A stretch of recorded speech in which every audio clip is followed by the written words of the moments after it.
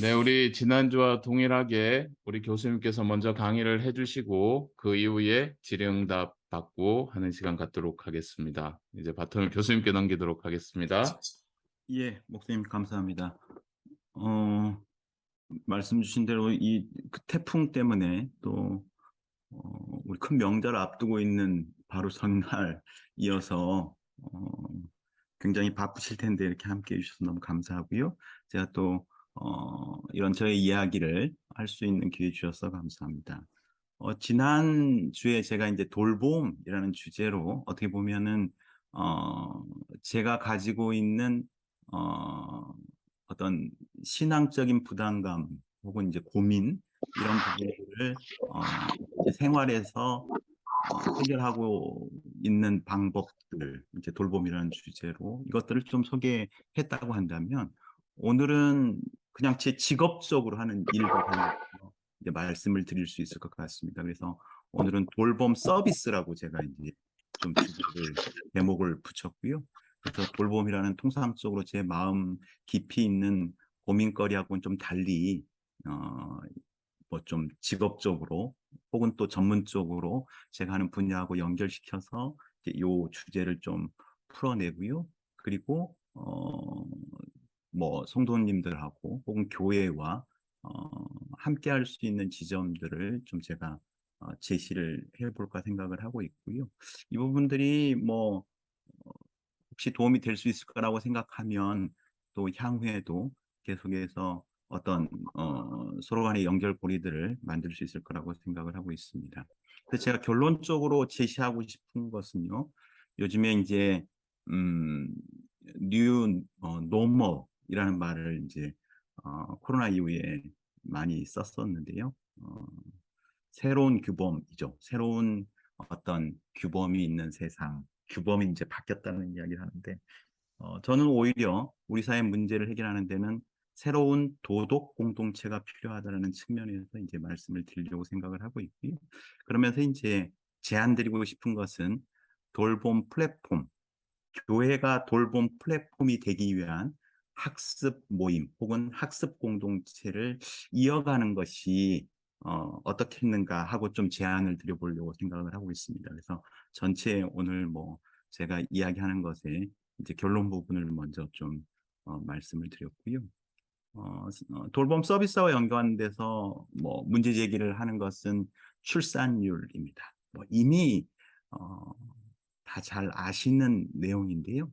사실은 두 사람이 태어나서 두 명 조금 더 이렇게 나야 이게 이제 인구가 사실은 유지가 됐는데, 지금 우리나라는 2070년대는 4.5명 이렇게 이제 출산을 했다면 작년에는 0.8명이었습니다. 근데 인구가 사정없이 줄 수밖에 없다는 이제 이야기인데요. 아마 이제 이 표도 뭐 많이들 보셨을 거라고 생각이 드는데요. 어, 제가 1970년생입니다.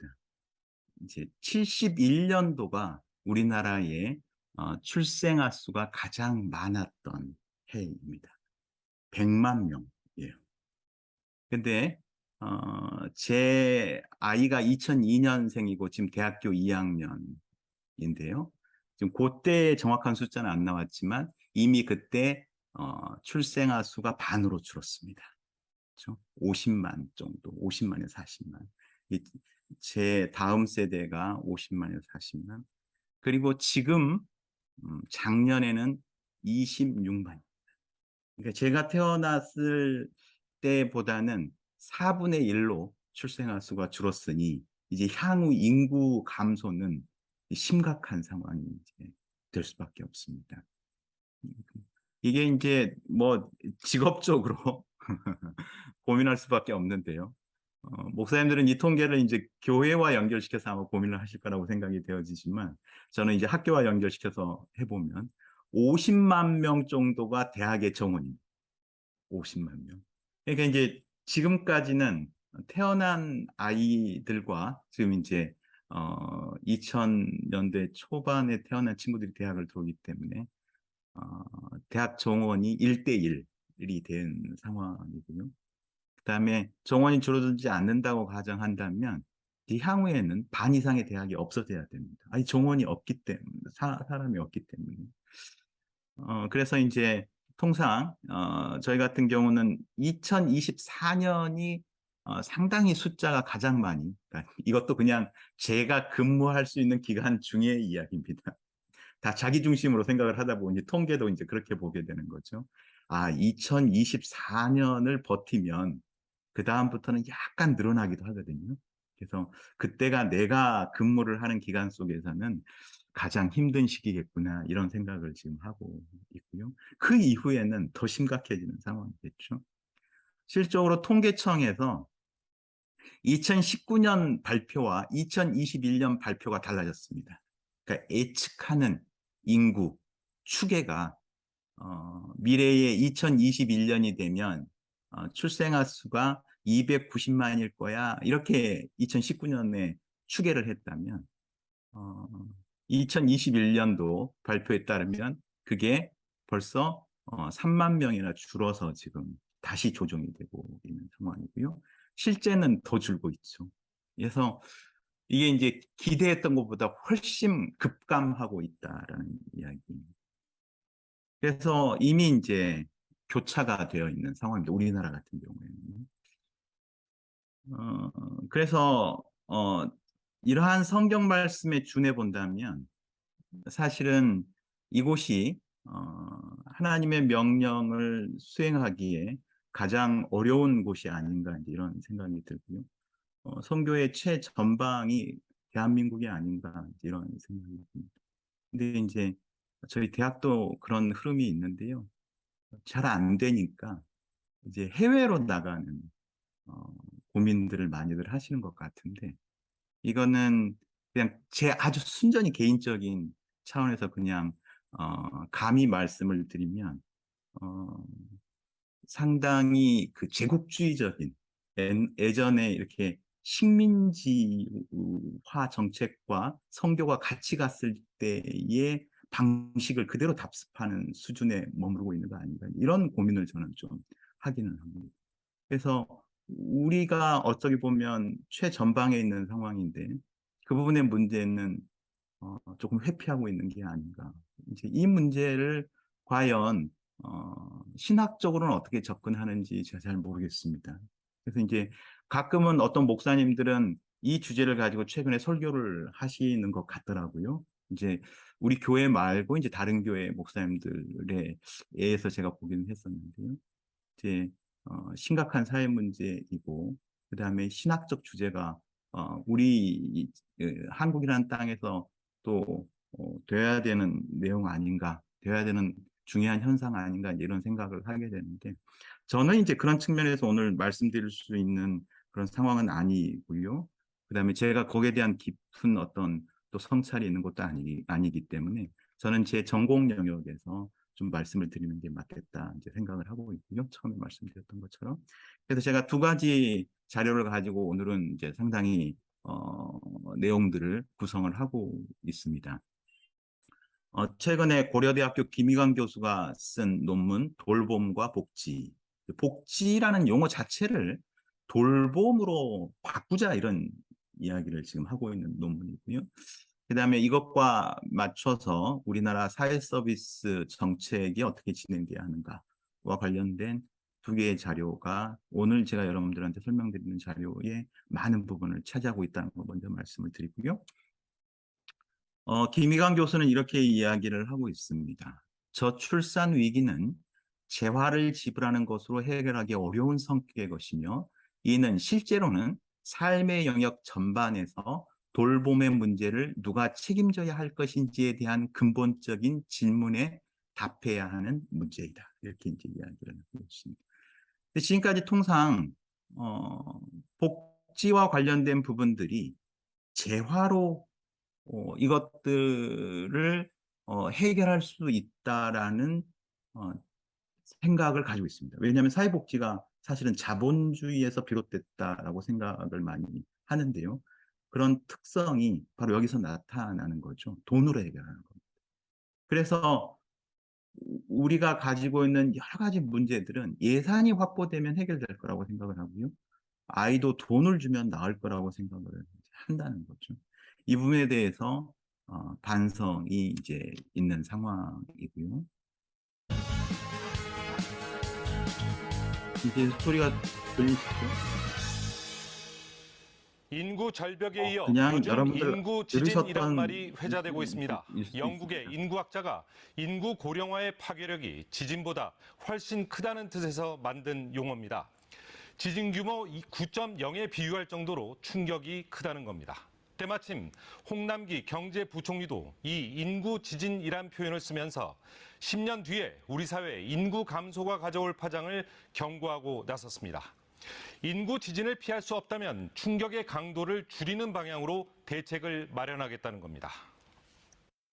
네, 뭐 영상을 제가 그냥 넘어가겠습니다.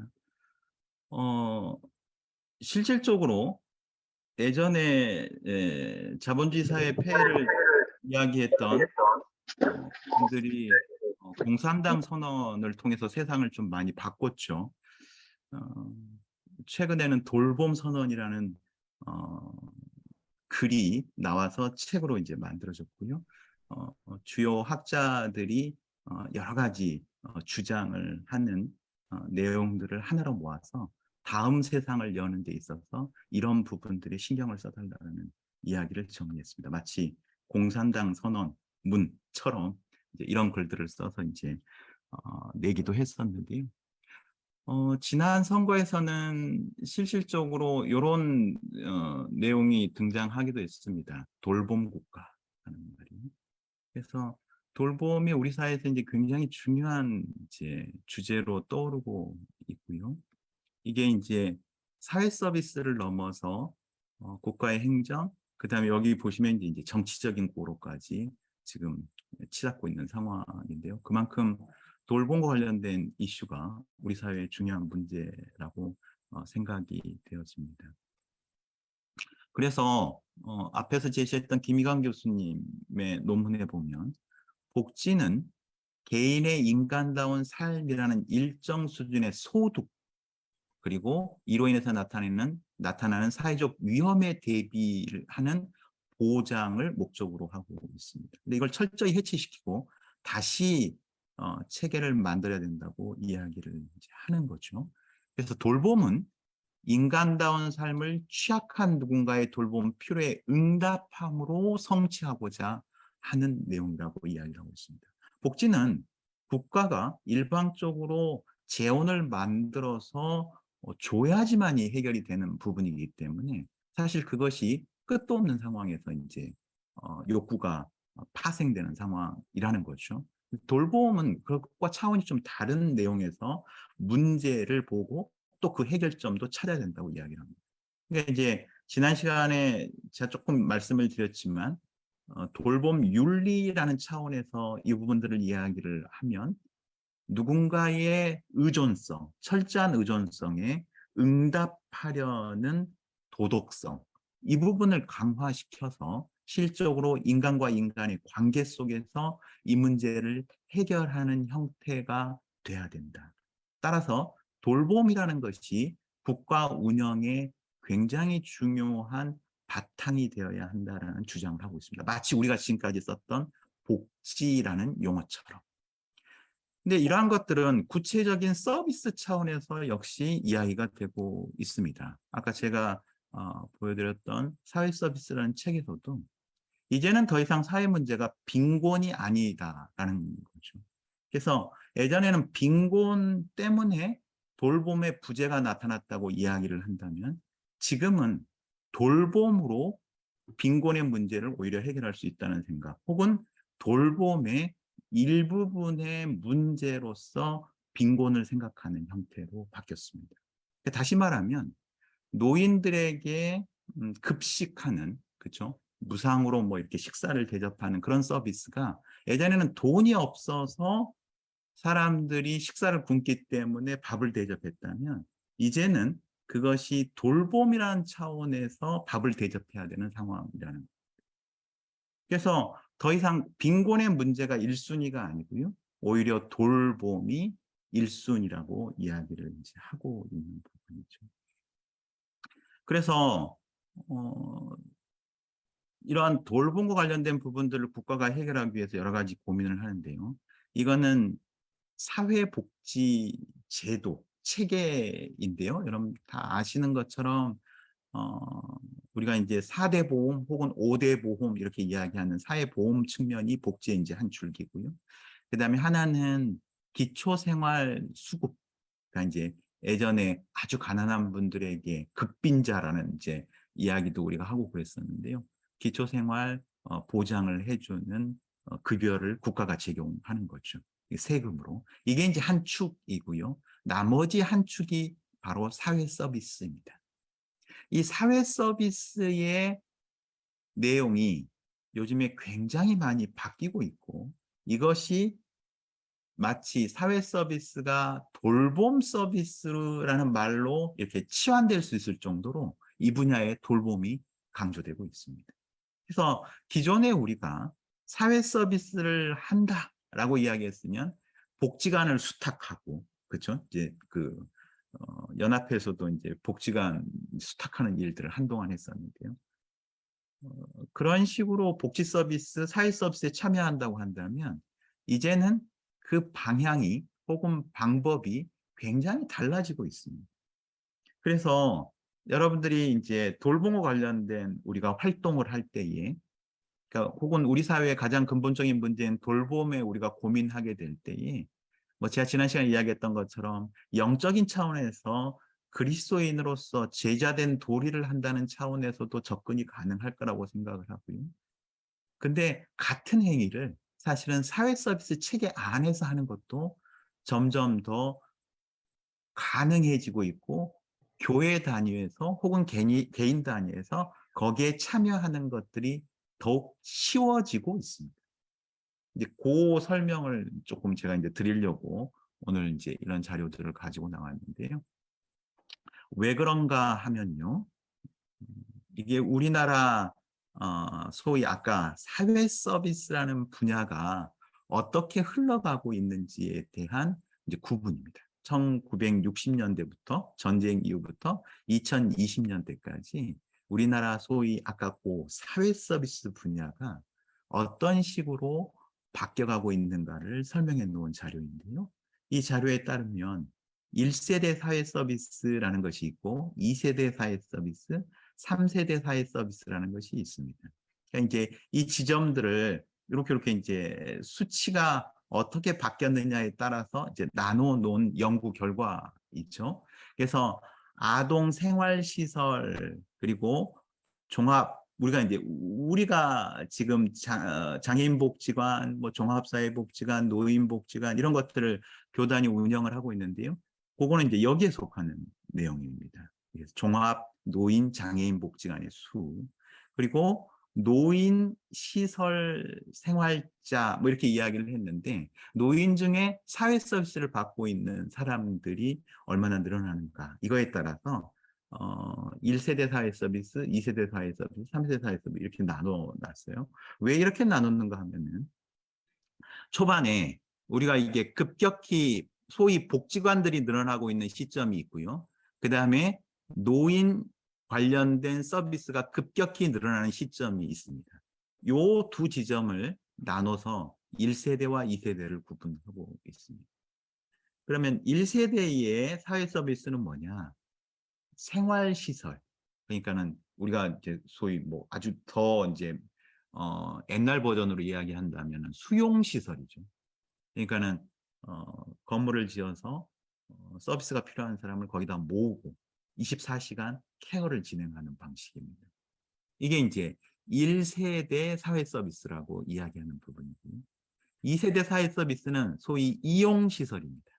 이용시설. 1세대 사회 서비스를 우리가 생활시설이라고 이야기한다면 2세대 사회 서비스를 이용시설이라고 이야기를 하고요.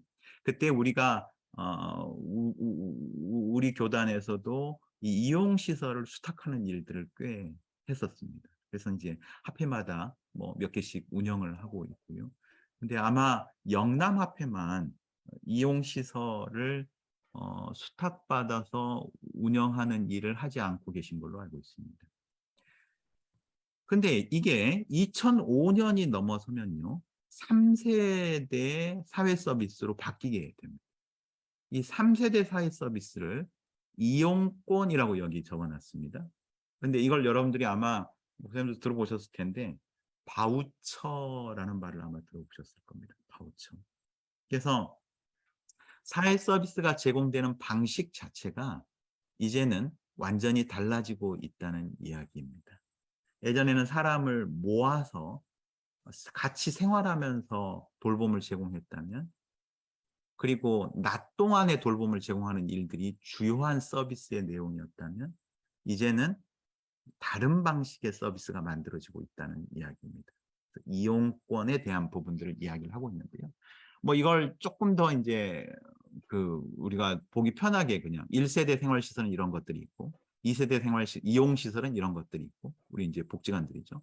3세대 바우처 서비스로 이것들이 이제 점점 바뀌고 있는 부분들을 이제 이야기를 하고 있는데, 이 부분의 내용들을 이렇게 그림으로 좀 보시면서 이해하시면 도움이 될 것 같다 생각을 하는데요.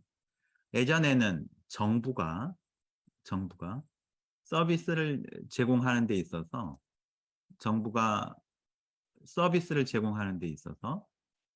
여기 이제 서비스 생산자니까 복지관이죠. 복지관에게 재원을 줬습니다. 뭐 여러 가지 방법으로 뭐 1방법, 2방법, 3방법 등으로 서비스 제공하는 사람에게 자금을 제공했죠. 그래서 이제 우리 복지관들도 정부의 돈을 받고 운영이 됩니다. 그리고 고용된 사람들한테 월급을 주고 서비스를 이제 제공하게 만들죠. 그러면 소비자에게 서비스가 이제 제공이 되는 거고요.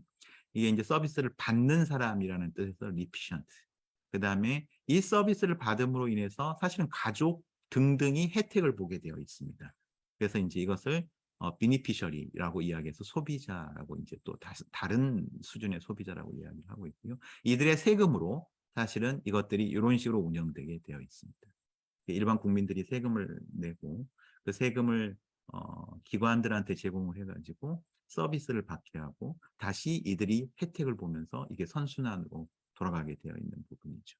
근데 제3세대 서비스라는 것은 돈이 이리 가는 게 아니고 돈이 이쪽으로 가는 것을 이야기합니다. 그러니까 지금까지의 사회 서비스의 생산 방식이 기관을 통해서 서비스를 생산했다면 기관의 예산을 제공해서 이제는 소비자에게 예산을 주고 이 예산을 서비스를 구매하는 방식으로 이루어진다는 이야기입니다. 이게 이제 시장 방식이라고 우리가 이야기하는 건데요. 이 시장 방식에 대한 부분이 벌써 2005년, 7년 이후에 우리나라 사회 서비스의 상당히 중요한 부분으로 이제 자리를 잡고 있는 거죠. 그렇기 때문에 많은 분들이 아마 교회에서도 많은 분들이 이런 바우처 사업에 참여하고 있는 분들이 계실 거라고 생각이 되어집니다. 예전 같으면 어려웠던 일이죠. 왜냐하면 복지관을 운영을 해야 되는 상황이었기 때문에. 근데 지금은 개인들이 자기들이 이 서비스를 제공만 할 수 있다면, 소비자를 모으고 서비스를 제공만 할 수 있다면 바우처 형식의 사업에 들어갈 수 있습니다. 근데 이 시장을 활용하는 방법이죠. 그래서 개인이 이런 부분에 비즈니스를 할 수 있다는 이야기인데요. 근데 이것이 더 발전된 형태, 뭐 발전이라고 이야기를 할 수 있을지 아니면은 더 진보한 상태 혹은 선진국의 예들이 이제는 개인에게 아예 국가의 예산을 주는 방식이 도입된다는 이야기입니다. 그러니까 이게 이제 윤석열 대통령께서 공약했던 내용인데요. 특히 장애인 분야에서는 이제는 바우처 형태가 아니고 개인한테 직접 예산을 주는 형태가 될 거다. 이제 이런 이야기를 지금 하고 있는 겁니다. 그러니까 사회 서비스가 필요한 사람들에게 국가가 그 사람들에게 아예 돈을 주는 거죠. 개인 예산. 그러니까 기존의 기관 예산, 시설 예산의 개념이 개인 예산으로 바뀌는 상황이 되는 거죠. 그러면 개인이 그 돈을 가지고 시장에서 자기가 필요로 하는 서비스를 구매하면 되는 상황입니다. 그러니까 이게 이제 사회 서비스 분야에서 굉장히 중요한 차이들을 가져오게 되는데요.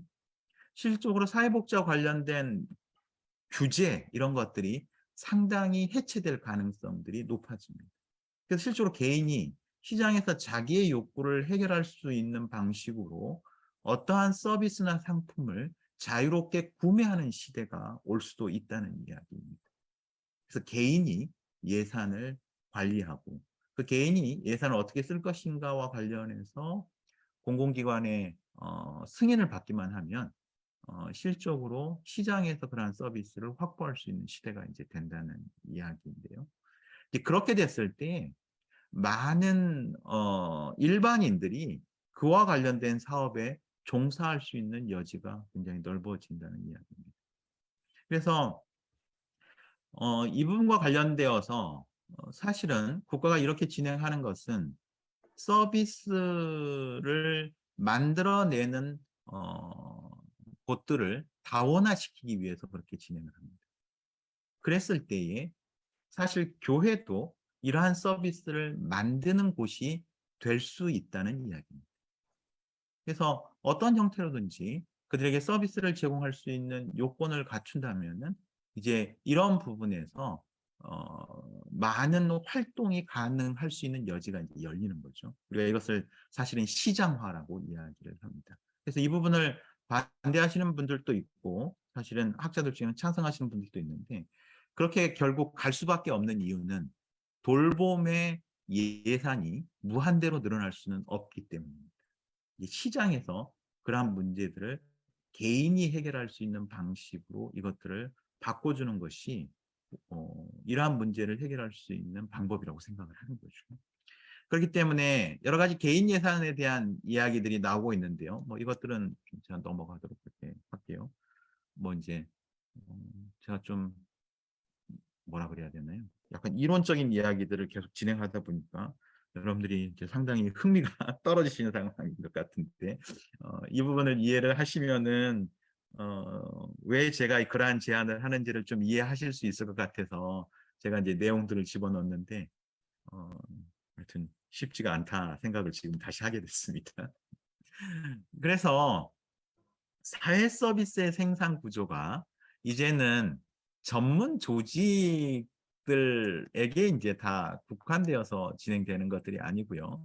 사회 서비스를 생산하는 데 있어서 전문 조직이 뒤에 받침만 해준다면 준 전문가들이 실제 소비자들과 만나는 일들이 훨씬 더 수월해지게 된다는 이야기입니다. 그래서 실적으로 이 부분들이 이제 시장에서 열리게 되는 상황이고 시설과 관련된 시설들이 이제 대부분 해체되고 큰 기관들이 대부분 이제 이런 식으로 바뀌게 돼요.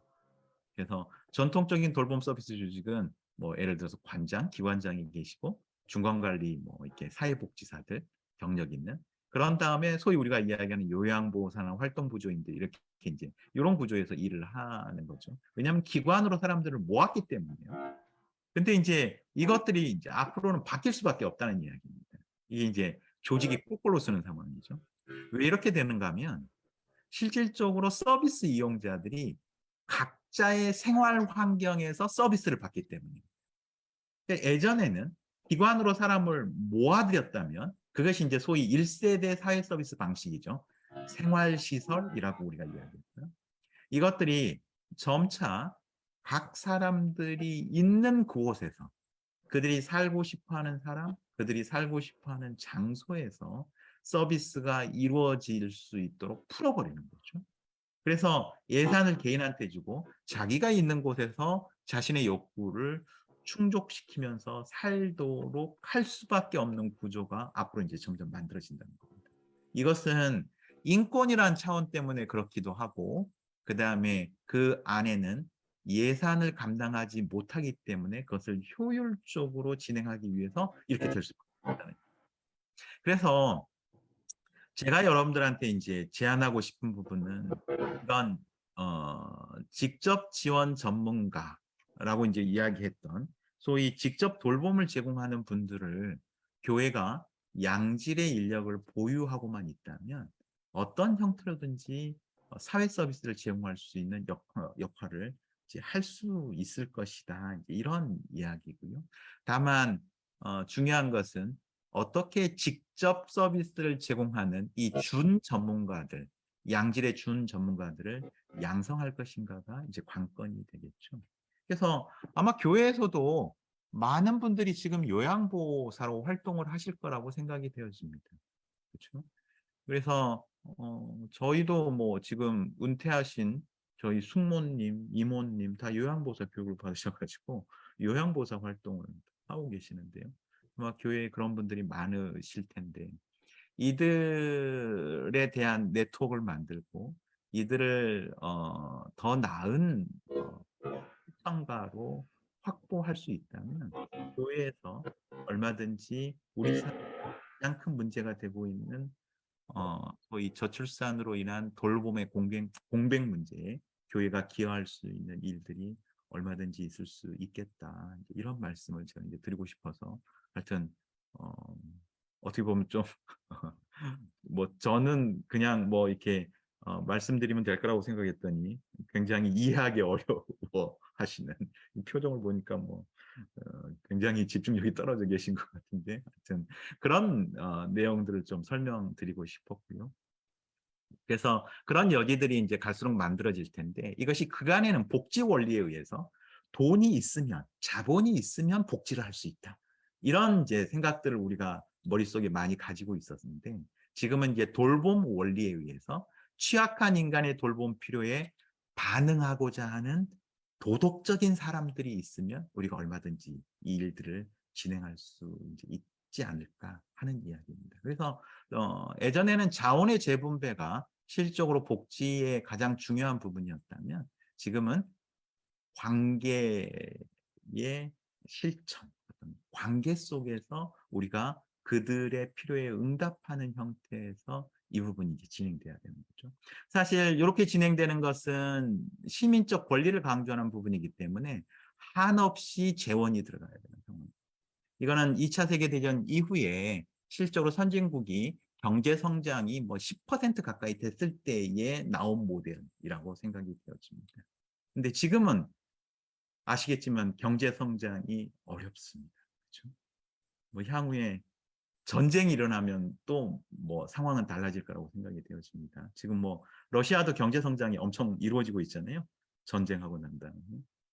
근데 만약에 우리가 이런 상황에서 계속 지탱을 한다면 이제는 시민적 권리보다는 시민적 책임을 강조하는 형태에서 서로가 이 문제를 해결해야 되는 상황에 이제 놓이게 된다는 거죠. 그래서 사회복지 자체가 돌봄의 원리에 의해서 해결돼야 될 상황이 이제 된 것이다. 돌봄은 취약한 소수의 필요만이 아니라 취약한 모든 인간의 보편적 필요에 모두가 함께 대응하는 것을 의미합니다. 국가는 시민이 돌봄 책임을 평등하고 정의롭게 담임할 수 있는 조건을 보장해야 한다. 국가가 지금까지는 돌봄을 대신하려고 했다면 이제는 국가가 시민들이 해야 할 돌봄 책임을 잘 수행할 수 있도록 지원해야 한다는 이야기.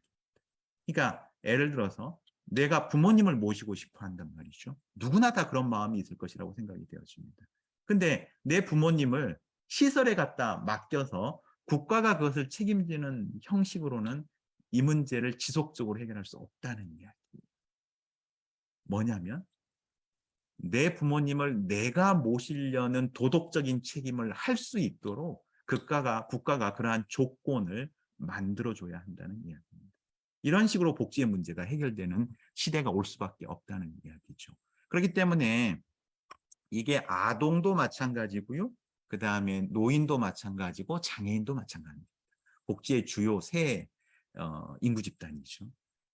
아동과 관련된 부분에서 선진국에서는 이미 아동의 하교 시간과 직장의 퇴근 시간을 일치시키고 있습니다. 이제 국가가 하는 일이에요.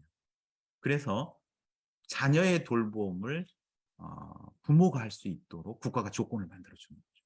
이거는 이미 우리나라에서도 선거 때만 되면 나오는 공약이에요. 잘 실현은 안 되지만. 그래서 돌봄이 국가 운영의 주요 원리가 되는 상황이 되는 거죠. 마치 복지처럼. 이제 조금 이제 개념들이 달라지면서 이제 이루어지는 거죠. 그래서 여기에 어떤 시민의 한 사람으로서 뭐 우리가 천국의 시민이기도 하지만 또 대한민국의 시민의 한 사람으로서 우리가 책임을 더 가질 수 있는 구성원들을 많이 확보하고 있다면 국가의 일에 조력할 뿐만 아니라 또 제자도의 어떤 실천도 이루면서 사실은 생계도 해결할 수 있는 상황들이 만들어질 가능성이 계속 높아지고 있다는 이야기죠. 세 번째로 보시면 돌봄 원리는 자원이 아니라 돌봄 관계 속에서 인간다운 사람에 주목하고 있습니다. 이거는 서비스를 받는 사람도 마찬가지고 서비스를 제공하는 사람도 마찬가지입니다. 그러니까는 지금은 돈이 있어야 복지를 하지 이렇게 이야기했다면 이제는 내가 옆집에 의존적인 사람, 누군가의 돌봄을 필요로 하는 사람이 있다면 내가 할 수 있는 정도의 돌봄을 하는 사람, 그런 돌봄 제공자도 인간다운 사람이고 돌봄을 받는 사람도 인간다운 삶을 살게 하는 그런 내용인 거고, 국가는 그 사람이 이웃의 돌봄 호소에 반응할 수 있도록 사회를 그렇게 조성해 줘야 한다라는 겁니다. 그게 이제 조금 차이가 있는 거죠. 근데 뭐 아직까지는 이런 상황까지는 오지 않았지만 이거는 제가 아까 말씀드렸던 논문에 근거하고 있습니다. 그렇기 때문에 이제 향후 이렇게 구성이 돼야 될 거다. 이런 차원에서 이제 말씀을 드리는 상황이죠. 그래서 돌봄과 관련된 부분에 있어서 이렇게 사람다운 사람이 되게 하는, 그러니까 우리가 어떤 사람의 목소리에 귀 기울이고 어떤 사람에게 내가 굉장히 지지적인 태도를 우리 삶 속에서 가질 수 있도록 하는 교육들이 요즘에는 점점 선진국에서 굉장히 짜임새 있게 만들어지고 있습니다. 그래서 이제 우리가 생활하는 태도와 관련된 부분인데요. 그런 교육 중에 하나가 바로 사람 중심의 돌봄의 핵심 원리를 이렇게 이야기하면서 교육하고 있는 내용들이 있습니다. 그래서 제가 조금 소개를 해보면, 지금까지 사회복지는 그 사람을 위해 중요한 것에 치중돼서 서비스가 지원됐습니다. 이제 그 사람을 위해 중요한 것과 그 사람에게 중요한 것들에 귀를 기울이고 그것들을 균형지게 지원해 줄 수 있는 돌봄, 이 부분을 강조하는 형태에서 보다 그 사람을 능동적이고 그 사람을 존중하는 형태의 돌봄들을 이야기를 하고 있는데요. 그게 그 사람에게 중요한 것과 그 사람을 위해 중요한 것에 귀를 기울이고 이 두 가지가 밸런스를 취할 수 있도록 해주자, 이런 실천 방법인데요. 이런 실천 방법 관련된 부분들은 누구나 교육을 받을 수 있고 누구나 실천할 수도 있고요. 우리가 꼭 사회복지 현장에 있는 사람이 아니어도 내 자녀에게 그리고 내 부모에게 사실은 그 실천해 볼 수 있는 그러한 태도입니다. 다시 이야기하면 지금까지 사회복지 서비스는 그 사람을 위해 중요한 것, 건강과 안전의 문제에 치중해서 사람을 돌봤습니다. 근데 이제는 그 사람에게 중요한 것도 함께 신경을 쓰자는 이야기입니다. 예를 들어서 장애인 거주 시설, 이제 보통 그런 이제 제가 이제 익숙해서 예를 들면요. 작년에도 그런 사고가 있었는데요. 원장님이 기독교인이에요. 그래서 그 거주 시설에 있는 분들이 다 예배에 참석하기를 원했습니다. 근데 원장님이 그것들을 원하시기 때문에 밑에 있는 사회복지사들이 예배에 참석할 수 있도록 그분들에게 여러 가지 이제 그 유인책을 쓰겠죠. 그러다가 안 되면 약간 이 압력도 넣을 거라고 생각이 되는데요. 그러다가 충돌이 생겨서 사실은 장애인이 사망하는 사고가 있었습니다. 그러니까는 사회복지사가 장애인을 때려서 죽였다라고 신문에 났는데 그 내막은 그런 거였어요. 예배 참석을 권유하다. 그렇게 된 거예요. 그러니까는 실질적으로 우리는 우리 생각에 그 사람을 위해서 굉장히 중요한 것이라고 생각을 해서 그것들을 강요하는 경우가 있습니다.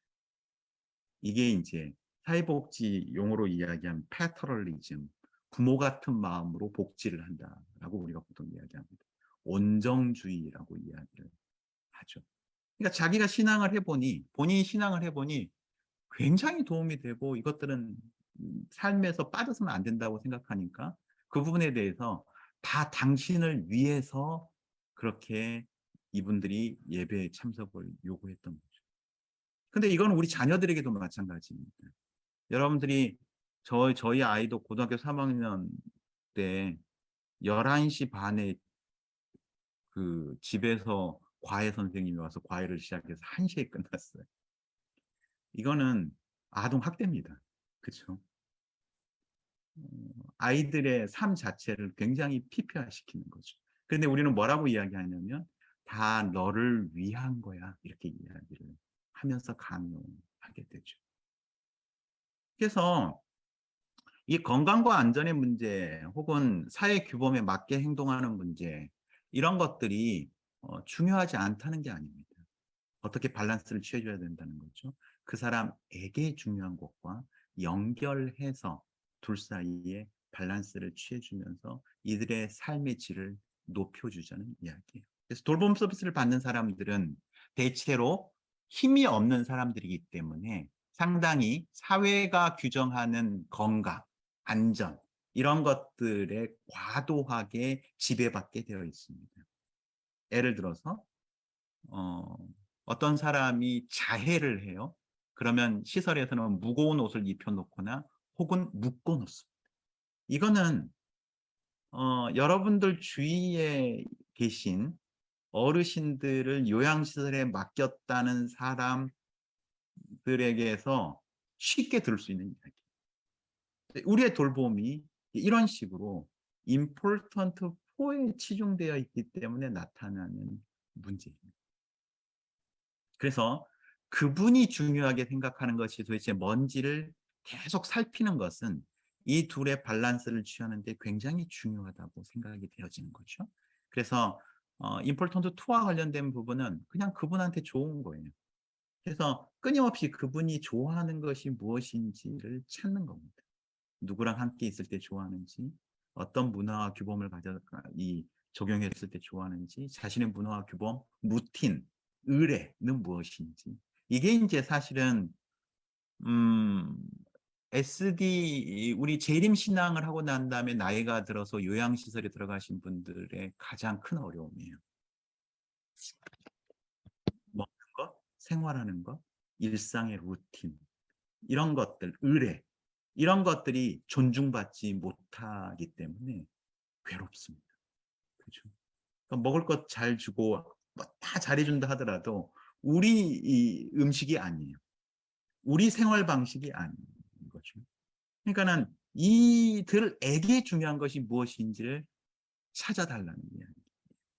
그러니까 서비스를 제공하는 사람, 돌봄을 제공하는 사람의 입장에서 생각하고 판단해서 하는 것, 이런 것이 어쩌면 important for에 해당되는 거라면 그분이 마음속에 중요하게 생각하는 것들, 이런 것들을 헤아리는 것이 중요하다는 이야기를 지금 하는 겁니다. 이 돌봄에 있어서 굉장히 중요한 관점으로 우리가 이제 이야기를 하는 부분입니다. 그러니까 important for와 관련된 부분이고요.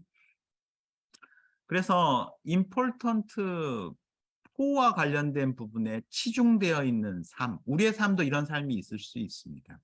치중되어 있는 삶은 재미없는 삶이에요. 그러니까 신앙을 이렇게 하는 경우도 있지요. 그렇죠? 그러면은 굉장히 즐겁지 않는 삶이 됩니다. 근데 반대로 사실은 이런 삶도 있을 수 있습니다. 나에게 중요한 것에 치중되어 있는 삶이죠. 이거는 사실은 목숨이 위험한 삶이에요. 그렇죠? 굉장히 위험한 삶입니다. 이건 영적인 차원에서도 아마 마찬가지일 거라고 생각이 되었죠.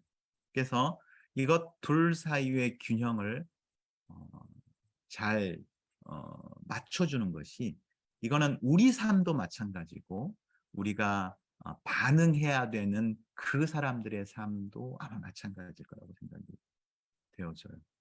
그래서 그 사람에게 중요한 것들을 찾아가는 방법들을 교육하기도 합니다. 그래서 예를 들어서 우리 부모님들도 오늘 당장 전화해서 이제 아마 여쭤보면, 작년에도 이제 작년 재작년 그런 일이 많았는데요. 코로나 때문에 국가는 내려가지 말라고 이야기하잖아요. 그러면은 어른들한테 전화 드리면 어른들이 내려오지 말아라 이렇게 이야기는 하시면서 어떻게 해요? 사실은 음식은 준비하고 계신 상황인 거죠. 사실은 어른들과 그냥 커뮤니케이션 하는 그 액면가 그대로 그분들의 임포턴트 2를 알아내기는 곤란합니다. 그거는 인지적 장애가 있는 사람들도 마찬가지예요. 그들의 말과 행동 이런 것들을 종합해서 우리가 그들에게 중요한 것들을 짐작하고 확인해서, 그리고 그것들을 다른 돌봄을 제공하는 사람들과 공유해서 그들을 돌봐준다면은 상당히 다른 차원의 돌봄 서비스가 가능할 수 있습니다.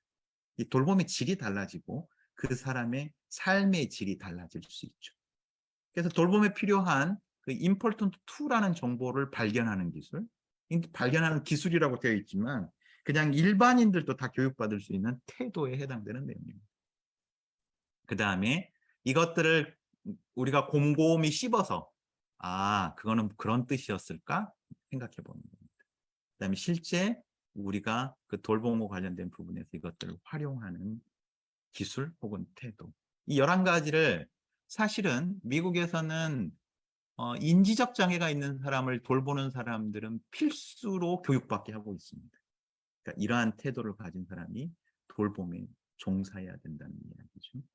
그래서 사실은 영국 같은 경우에서도 돌봄에 종사하는 사람들을 교육하는 것에 굉장히 많은 시간을 뭐에 할애하고 있냐면 그 사람의 삶의 의미나 가치가 무엇인지를 서로 대화하고 정리하는 데 할애하고 있습니다. 이 부분은 상당히 도덕적인 이야기고 나를 돌아보는 이야기이기 때문에 그렇습니다. 그것의 발현이 바로 돌봄 윤리이기 때문이죠. 그래서 이러한 교육을 미국에서는 2일차에 거쳐서 계속 진행을 하고 있고요. 이러한 돌봄 교육을 사람 중심 생각이라고 이야기합니다. 어떻게 우리가 다른 것들보다는 그 사람을 중심으로 생각할 것인가. 근데 이 생각이라는 것은 그냥 태도라고 보시면 될 겁니다. 우리가 어떤 사람에게 어떤 태도를 가지냐에 따라 그 사람의 행동이 다르게 해석될 수 있습니다. 그렇죠? 내가 어떤 사람을 긍정적으로 생각할 때와 그 사람을 부정적으로 생각할 때 그 사람의 태도나 말은 나에게서 달리 해석됩니다. 근데 우리가 그들에게 어떤 태도를 가지고 돌봄에 임할 것인가, 혹은 우리가 그리스도인으로서 사람들을 대할 때 어떤 태도로 대할 것인가, 이 부분은 우리의 삶 속에서 굉장히 중요한 의미가 될 수 있을 것이라고 생각이 되어집니다. 그러니까 이러한 교육을 우리가 이제 받거나 훈련을 받으면서 이제 우리가 상상하는 것들은 이런 것들입니다. 취약한 이들의 잠재적 재능도 일반인들처럼 무한하다. 그러나 이는 매우 가까이 자리에서 살피고 경청하고 돌보며 나누는 바로 그들에 의해서 전적으로 결정되어 버립니다. 이거는 저는 그리스도의 사역을 이렇게 표현해도 큰 지장이 없을 것 같이 생각될 때가 많습니다. 우리의 역할이 그러한 역할들이 되어야 하지 않을까, 이런 것이고요. 그것을 위해서 우리가 아주 구체적인 연습, 그 다음에 훈련, 그 다음에 또 기본적인 개념, 이런 것들을 안다면은 도움이 될 수 있지 않을까. 이런 모든 것들이 사실은 돌봄 윤리에 기초하고 있습니다. 돌봄은 다시 말씀드리지만 누군가의 취약성에 응답할 수 있는 구체적인 공간적 거리에서 동시대 간에 맞춰 누군가의 실제적인 에너지와 사회적 비용이 소모되는 도덕적 실천을 이야기를 합니다. 반응하는 거죠. 취약한 상황에 있는 의존적인 상태에 있는 사람에게 반응하는 것. 이것이 도덕적인 행위이다. 이런 이야기인데요. 제가 지금 이렇게 이야기한 어떤 구체적인 훈련 과정과 교육 과정을 만든 곳이 SDA 팀이라는 미국의 팀이 있습니다. 저도 깜짝 놀랐습니다. 이 팀하고 만난 지 한 7년 정도 됐는데요. 이 SDA는 우리 SDA는 아닙니다. 이 SDA는 여기 나와 있는 것처럼 Support Development Associates. 그러니까 뭐 우리말로 이야기하면 돌봄 혹은 지원, 사람들을 지원하는 지원 서비스를 개발하는 사람들이라는 뜻이죠. Support Development Associates. 그래서 아까 이야기했던 important to, important for 이런 개념들을 만들어서 취약한 사람들을 어떻게 지원하는 것이 마땅한지를 계속 고민하는 분이 바로 이 마이클 스몰이라는 분의 내용을 가지고 제가 지금 말씀을 드렸고요. 근데 이분들의 모임 이름이 바로 SDA예요. 그래서 제가 지금 다른 줌 아이디로 하나 들어와 있는 것이 SDA라고 되어 있는 똑같은 여기서 말하는 SDA이고요. 그래서 제가 이분들하고 소통하고 이분들을 통해서 배우고 이분들과 같이 활동하면서 한국에도 SDA 코리아라는 출판사를 만들었어요. 그래서 여기서 이제 이런 교육들과 자료들을 만들어내고 있습니다. 근데 이 SDA는 다시 말씀드리지만 Support Development Associates라는 곳이에요. 그래서 구글에서 SDA를 검색하면 SDA 영어학원이 나오지만 SDA 코리아를 검색하면 이 사이트가 나옵니다. 그래서 요즘에 돌봄을 제공하는 많은 사람들을 교육하고 있는데요. 가끔은 예를 들어서 미랄복지재단에서는 한번 그렇게 연락이 왔어요. 당신들 교육이 좋다고 소문이 나서 우리 직원 전체가 다 교육을 받으려고 하는데 보니 당신들이 종교단체더라. 그래서 우리가 지금 굉장히 고민하고 있다. 뭐 이렇게 이야기를 하셔요. 특히나 삼육대학 교수가 이런 것들을 진행하고 있으니까 그리고 더더군다나 이름이 SDA라 보니까 이분들이 이제 그런 이야기를 하시는데 뭐 오해였다고 이제 설명드리기도 합니다. 그래서 제가 이제 아까 맨 처음에 이야기했던 것처럼 우리 교회가 우리 사회에 기여할 수 있는 새로운 도덕 공동체가 됐으면 좋겠다. 요 제안을 드리는 거고요. 이것이 구체적으로 사회 서비스의 맥락에서 혹은 기독교인의 삶의 실천의 맥락에서도 어떤 도움이 될 수 있는 부분이 아닐까 이런 생각이 들고요. 교회가 돌봄 플랫폼으로서 지역사회에서 역할을 할 수 있으면 좋겠다. 이 부분이 제가 제안드리고 싶은 부분이고 지금 당장에는 이것들을 위해서 우리가 좀 학습하는 공동체가 만들어지고 지역사회에 구체적으로 우리의 돌봄이 필요한 사람을 놓고 그들을 어떻게 돌봐야 되는지를 같이 고민할 수 있는 학습 공동체가 좀 시작이 되면 어떨까. 이게 이제 어떻게 발전할지는 모르겠지만 그에 상당히 기여하고 우리 신앙의 방향을 저는 잡아줄 수 있지 않을까. 이런 제 나름대로의 어떤 확신과 고백을 말씀드리면서 제 이야기는 마치도록 그렇게 하겠습니다. 감사합니다. 네, 교수님 감사합니다. 네, 이제 우리 전체 화면으로 좀 보도록 하겠습니다. 네.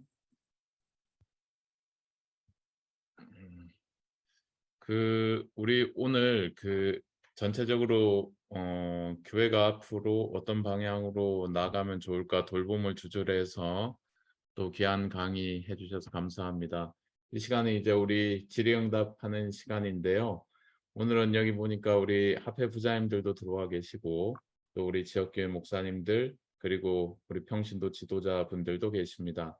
오늘 강의를 들으면서 개인적으로 들었던 생각이나 또 이런 질문하고 싶었던 내용들, 이 주제와 관련돼서 지역교회가 어떤 식으로 나아가면 좋을지, 아니면 개인의 궁금했던 점들 질의응답하는 시간 갖도록 하겠습니다. 자유롭게 좀 말씀을 해주시면 좋겠습니다.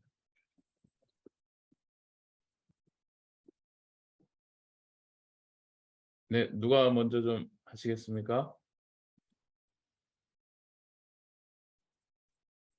네, 이병주 목사님. 네. 교수님 반갑습니다. 안녕하세요, 목사님.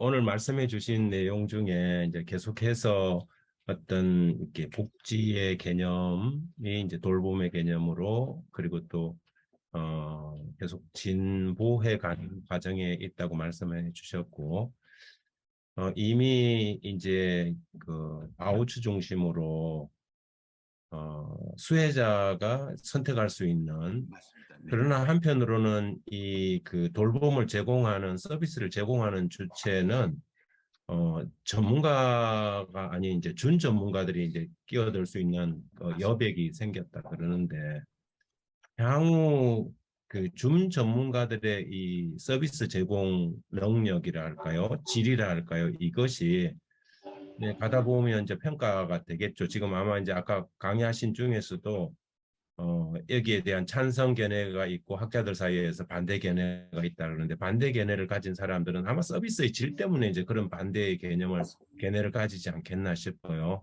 그러다 보면 향후 이건 또 이거 좀 문제가 있다, 이게 뭐 서비스의 질이 떨어지기 때문에 그 향후 리턴할 수 있는 그런 가능성은 적어질까요? 아니 뭐 아까 이제 재정의 문제나 이런 문제들이 지금 그 주 원인이라고 했는데, 우리가 지역 교회가 사실은 이제 복지 사역에 관심을 가지고 있으면서도 있음에도 불구하고 워낙 국가가 지금 해주는 것이 교회가 따라갈 수 없는 이렇게 좀 질이기 때문에 이거 하고 싶어도 하지 못하는 이제 경향들이 꽤 많이 있는데, 오늘 강의를 들으면서 이게 틈새가 또 생길 수 있겠구나 하는 좀 희망적인 강의는 듣게 되었는데, 그런 부분은 어떻게 생각할까요? 예, 목사님께서 뭐 하여튼 너무 잘 이해를 해주셔서요. 제가 아까 중간에 뭐 집중이 어려우시죠, 뭐 이런 이야기를 했던 게 좀 후에 죄송하게 생각되는데요. 뭐 제가 드리려고 했던 말씀을 굉장히 정확한 포인트들을 잘 짚어주셔서 너무 고맙고요. 말씀하신 대로 서비스 질이 한계가 날 수밖에 없지 않을까, 이런 생각들도 분명히 있고, 그 다음에 그것들이 안정되게 제공되느냐의 문제도 이제 생길 수밖에 없는 상황입니다. 그래서 이 부분에 대해서 국가가 책임져라라고 당사자 조직들이 주장을 하는 것이 지금 한국의 현실입니다. 그래서 이제 뉴스에 보면은 뭐 발달장애 부모님들이 혹은 뭐 등등의 사람들이 국가 책임 뭐 이런 것들을 이제 굉장히 강조하는데요.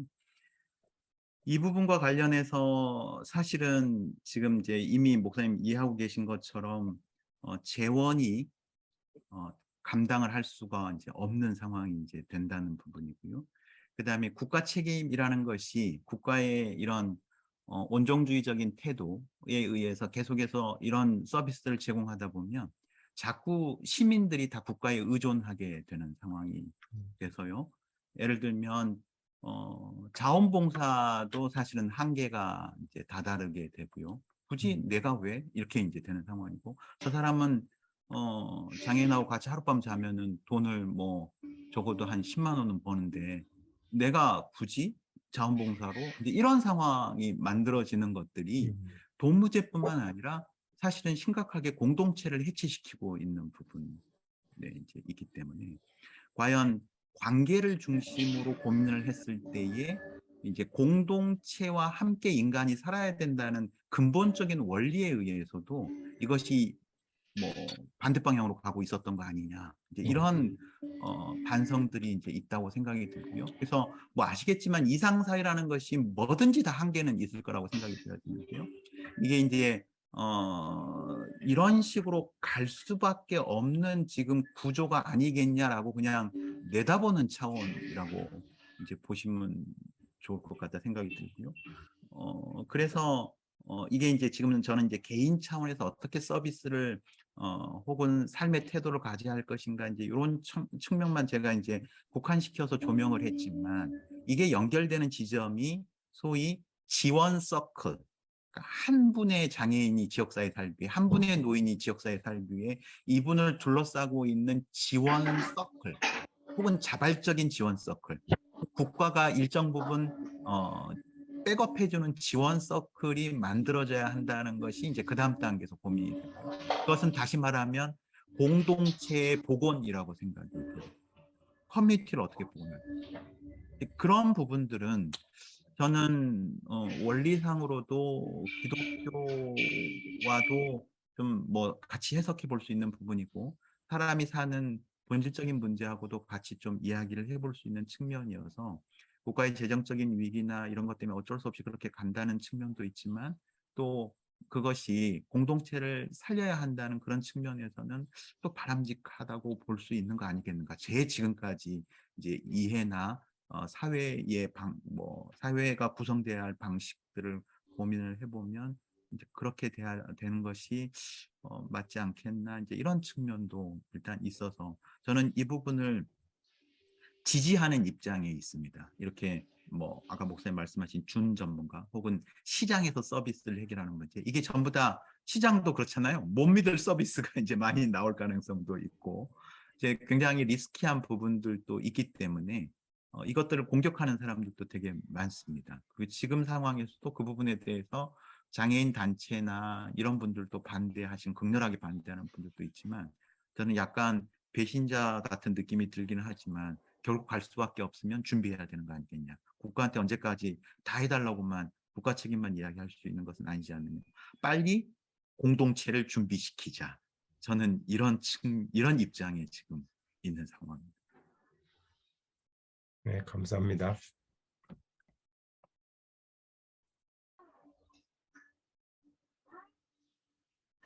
네, 다른 분들 자유롭게 질문해 주시면 되겠습니다. 네. 제가 질문을 드릴까요? 네, 이광열 집사님이신가요? 예. 선생님 말씀 잘 들었고요. 매우 유익했던 시간이었습니다. 이제 뭐 지난주에도 잠깐 말씀드렸지만 어쩌면 지금 교수님이 제안하고 제시하는 내용의 상당 부분을 우연히도 제가 지금 하고 있는 것 같아요. 예. 교수님의 인식은 아닌데 어쩌다 보니 그런 하고는 있는데 11시까지 같은데. 이게 사실은 교회 안에서 제가 하던 일들을 같이 해볼까 하는 마음이 없지 않아 있기도 했었고 중간 3, 4년 전에 그런 것도 있고 또 실제로 지금 제가 하고 있는 것에 대해서 여러 교인들이 바라보는 시선에 대해서도 생각을 해보게 되고 이렇게 하다 보니까 좀 드는 생각 중에 하나가 이 아까 교수님 말씀처럼 교회에서 하는 사회 서비스에 대한 이해나 태도가 사실은 좀 우리 교회 혹은 현재의 그 많은 교인들의 인식과 굉장한 거리감이 있지 않는가. 그 중에 대표적인 것들이 보면 이제 제가 이제 그 장로님들과 뭐 비단적에 제가 현재 있는 세월선 교회뿐만 아니고 예전에 뭐 다니던 교회나 이렇게 해보면 교회를 다녔던 내가 그 전도했던 그리고 그 교회가 성장했었을 때의 모멘텀이었던 이 자기헌신, 내가 이런 그 신앙적인 열정과 헌신으로 사회에 열심히 전도지를 돌리고 그리고 말씀을 전하면 교회가 성장하고 말씀이 전해질 거야. 그것만큼 더 큰 선교와 전도는 없어. 라는 인식들이 굉장히 이제 역사적으로 내려오졌고 지금도 보면 교회에 많은 분들이 교회의 굉장히 중요한 자산이다. 라는 생각을 가지고 계신 것 같아요. 물론 우리에게 소중한 자산이고 계승해야 될 자산이기는 하지만 이 사회가 변화한 것에 따라서 우리의 어떤 그 선교의 태도나 방식이 달라져야 된다라고 생각이 드는데 조금 뭐라 그럴까요? 우리의 어떤 그 우리 교단이 갖고 있는 역사적인 것들 혹은 어떤 그 교리적인 것들 이런 것들이 좀 더 우리를 사회로 좀 열게 하는데 제한이지 않는가라는 생각들이 많이 가지고 있어요. 그래서 좀 드는 생각들이 좀 세대별로 교수님이 제안하시고 제시했던 것에 대한 인식의 차이가 우리 교회 안에 있지 않을까 하는 우려. 그래서 이것들을 어떤 방법으로 좀 극복해야 되는가라고 하는 것들이 향후에 우리 교회 안에서 중요한 이슈로 다가오지 않을까 하는 염려가 하나가 있고요. 그리고 아까 말씀드린 것처럼 이제 우리가 그 대사회적으로 경청하는 태도가 잘 돼 있다라고 지난주에는 제가 말씀드렸지만 그와 동시에 우리가 좀 온정주의적인 태도 또한 우리가 강하게 갖고 있지 않느냐. 그래서 이를 어떻게 좀 넘어설 건가에 대한 걱정. 그리고 이제 마지막으로 교수님 이제 이런 그 제공 인력에 대한 양성에 대해서 말씀해 주셨는데 사실 이 제공 인력에 대한 양성은 우리 교회뿐만 아니라 현재 사회 서비스를 제공하고 있는 기관이나 시설에도 동일한 문제의식인 게 사회 서비스 제공하고 있는 시설이나 기관에서도 제공 인력들의 질의 문제는 당사자 조직에도 똑같은 것. 아까 말씀드렸던 부모단체, 제가 이제 부모회에 있었기 때문에 그런 문제를 좀 더 많이 알고 있는데 당사자 조직조차도 이 제공 인력에 대한 문제는 딜레마예요.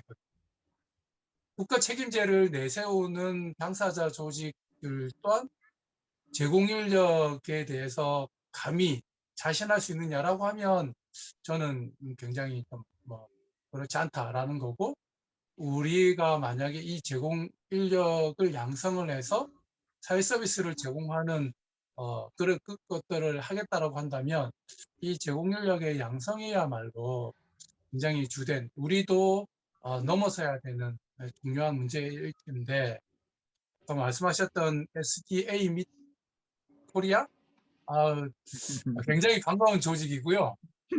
이런 게 있었구나. 저는 굉장히 반가운데 만약에 이 SDA 코리아라고 있다면 이것을 통해서 굉장히 잘 성장시키고 유기적으로 결합을 하고 하면 굉장히 유효한 양성기관이 될 수 있겠다라고 하는 건데 더불어서 그렇다면 교수님이 이 SDA 코리아를 향후에 어떻게 운영하고 방향을 잡고 계신지 개인적으로 좀 네. 감사합니다. 와, 이게 이해 수준이 굉장히 높으시네요. 이 제가 아까 뭐 너무 어려운 이야기를 했나요? 뭐 이러고 했는데 이병주 목사님도 그러시고 지금 이집사님도 그러시고 이게 굉장히 지금 이해 수준이 높다 생각이 됐고요. 너무 감사합니다. 지금 이광현 집사님 말씀하신 것처럼 부모단체에 이렇게 우리가 밖으로 보이는 부모단체 중에 국가 책임제를 이야기하고도 있지만 지역에 있는 정말 소소한 부모단체들 중에서는 제가 이렇게 이야기하는 것들에 정말 적극적으로 찬동하시는 분들이 굉장히 많습니다. 그래서 부모님들이 스스로 사람들을 조직해서 이 교육을 또 시키고 있는 분들도 계세요. 그래서 이제 우리가 나서야 된다 해가지고 하시는 분들이 계시고 오늘 아침에도 이제 카톡에 올라왔는데 뭐 부모님들이 자기들끼리 교육하고 뭐 이렇게 또 확산시키고 이런 것들 요 주제 가지고 하는 것들을 이제 보기 때문에 사실은 국가는 그 돌봄 원리에 따르면 그런 가족들이 자신들의 책임을 돌봄의 책임을 다할 수 있도록 국가는 가족들을 지원해 줘야 되는 상황이죠. 그래서 이제 그런 부분들이 우리나라도 가족 지원과 관련된 부분들이 요즘에 조금 시작은 됐는데 이런 개념에서 출발한 것 같지는 않아요. 좀 조정돼야 될 부분들은 있는 것 같다 생각이 들고요. 그래서 이 부분에 대해서 지금 이제 뭐 치매 노인들이나 발달장애, 인지적 장애가 있는 사람들이 지원이 가장 힘들잖아요. 그리고 이제 정신장애 영역이나 그러면 이제 나머지 영역은 사실은 다 해결할 수 있다는 이야기거든요. 그래서 이 부분에서 사실은 헌신적인 마음을 가지고 계신 분들, 뭐 제 주관적인 판단이긴 합니다만, 그러니까 직업적으로 그냥 돈, 뭐 이것 때문에 계시는 분보다는 정말로 헌신적인 마음을 가지고 계신 분들은 이러한 내용에 굉장히 반응을 잘 해주세요. 그래서 저희들도 지금 매주 또 공부하는 모임이 있거든요. 줌으로 그냥 모두 다 개방해가지고 하는 모임이 있는데 밤에 그냥 많이들 들어오세요. 뭐 공부하는 모임에. 그래서 이 부분이 지금 이제 집사님 말씀하신 것처럼 또 그런 측면의 활동들도 있다. 우려되는 부분도 이야기하는 사람이 있지만 또 굉장히 적극적으로 활동하시는 분들도 계시다. 이제 이 말씀 먼저 좀 드리고요.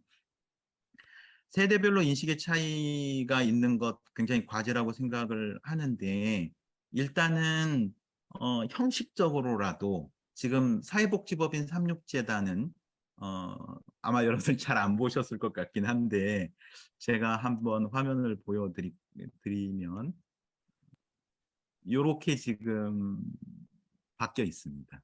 그러니까 이제 미션 이게 이제 사회복지법인 36재단 홈페이지에 들어가시면은 예수의 마음으로 변화를 촉진하는 열린 공동체가 우리의 미션 이렇게 이제 되어 있습니다. 이게 제가 재작년인가 뭐 하여튼 좀 해달라고 부탁을 받고 이제 쭉 정리했던 내용인데요. 여러 가지 것들을 종합해가지고 그래서 요 내용들이 지금 저는 개인적으로는 지금 제가 이야기한 부분들을 지향하고 있다고 생각을 하고 또 사회복지법인 36재단의 이제 그 일을 하고 계시는 분들은 상당히 여기에 지금 공감을 해주셔가지고 이런 식으로 지금 좀 고민을 하고 있는 부분인데 역시나 아까 우리나라 사회 서비스도 1세대, 2세대, 3세대가 있다고 했던 것처럼 우리 교단 안에서도 그건 우리 교단뿐만 아니라 일반 이제 모든 일반 사람들이 다 이제 사회복지 하면 시설에 맡겨야지 이렇게 생각하는 사람도 계시고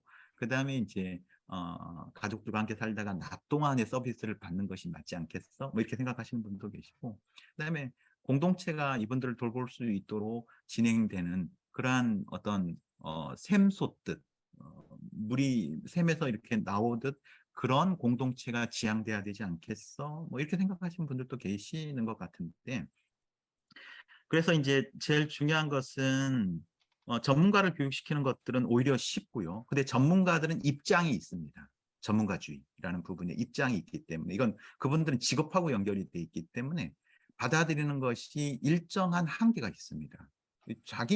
자기 발 딛고 있는 땅을 팔 수는 없잖아요. 사실은 누구든지. 그래서 이제 그건 충분히 이해가 되고요. 근데 이제 이 부분들이 열린 공동체에서 이 부분들을 해결하자는 아주 이제 궁극적이고 레디컬한 측면에서 이야기하는 교육들은 사실은 지금 삼육대학 같은 경우는 사회봉사단을 제가 맡고 있고 인성교육원은 또 최경철 목사님이 맡고 계시는데 인성교육원과 사회봉사단은 돌봄을 주제로 아이들의 인성교육과 봉사활동을 하려고 굉장히 애를 쓰고 있습니다. 근데 이제 뭐 죄송한 말씀이지만 리더십은 또 생각이 다르신 것 같아요. 그 벽은 저도 이제 느끼고 있고. 근데 이제 학생들을 교육을 해서 학생들이 자기가 만약에 간호사, 당연히 이거하고 연결되죠. 그 다음에 영양사, 물리치료. 우리 삼육대학은 돌봄과 연결이 다 됩니다. 거의. 그런 식으로 이제 이 부분을 그래서 이제 그거를 우리가 인터프로페셔널 케어 이렇게 이야기를 하거든요. 인터프로페셔널 프로페셔널 간의 돌봄. 이제 이건 전문적인 차원이고요. 그래서 어떤 형태로든지 돌봄 관련된 부분들을 교육해 보려고 이제 그런 측면에서 이제 젊은 친구들에 대한 애를 쓰고 있는 부분들이 이제 있고 그리고 중학교 동아리를 만드는 작업도 지금 시도를 하고 있습니다. 그래서 중학교 동아리에 돌봄과 돌아봄 이런 동아리를 이제 만드는 작업들을 해서 돌봄에 대한 고민을 하고 그다음에 자기도 돌아보고 이제 이런 식의 동아리 활동들을 좀 고민을 하고 있는 부분들도 있고요. 근데 이렇게 진행하는 것들은 다 아까 이야기하시는 이제 여러 문제들과 맞물려 있어서 이제 그렇게 진행을 저는 고민을 하고 있고 그다음에 직접 지원인들의 질, 양 다 부족입니다.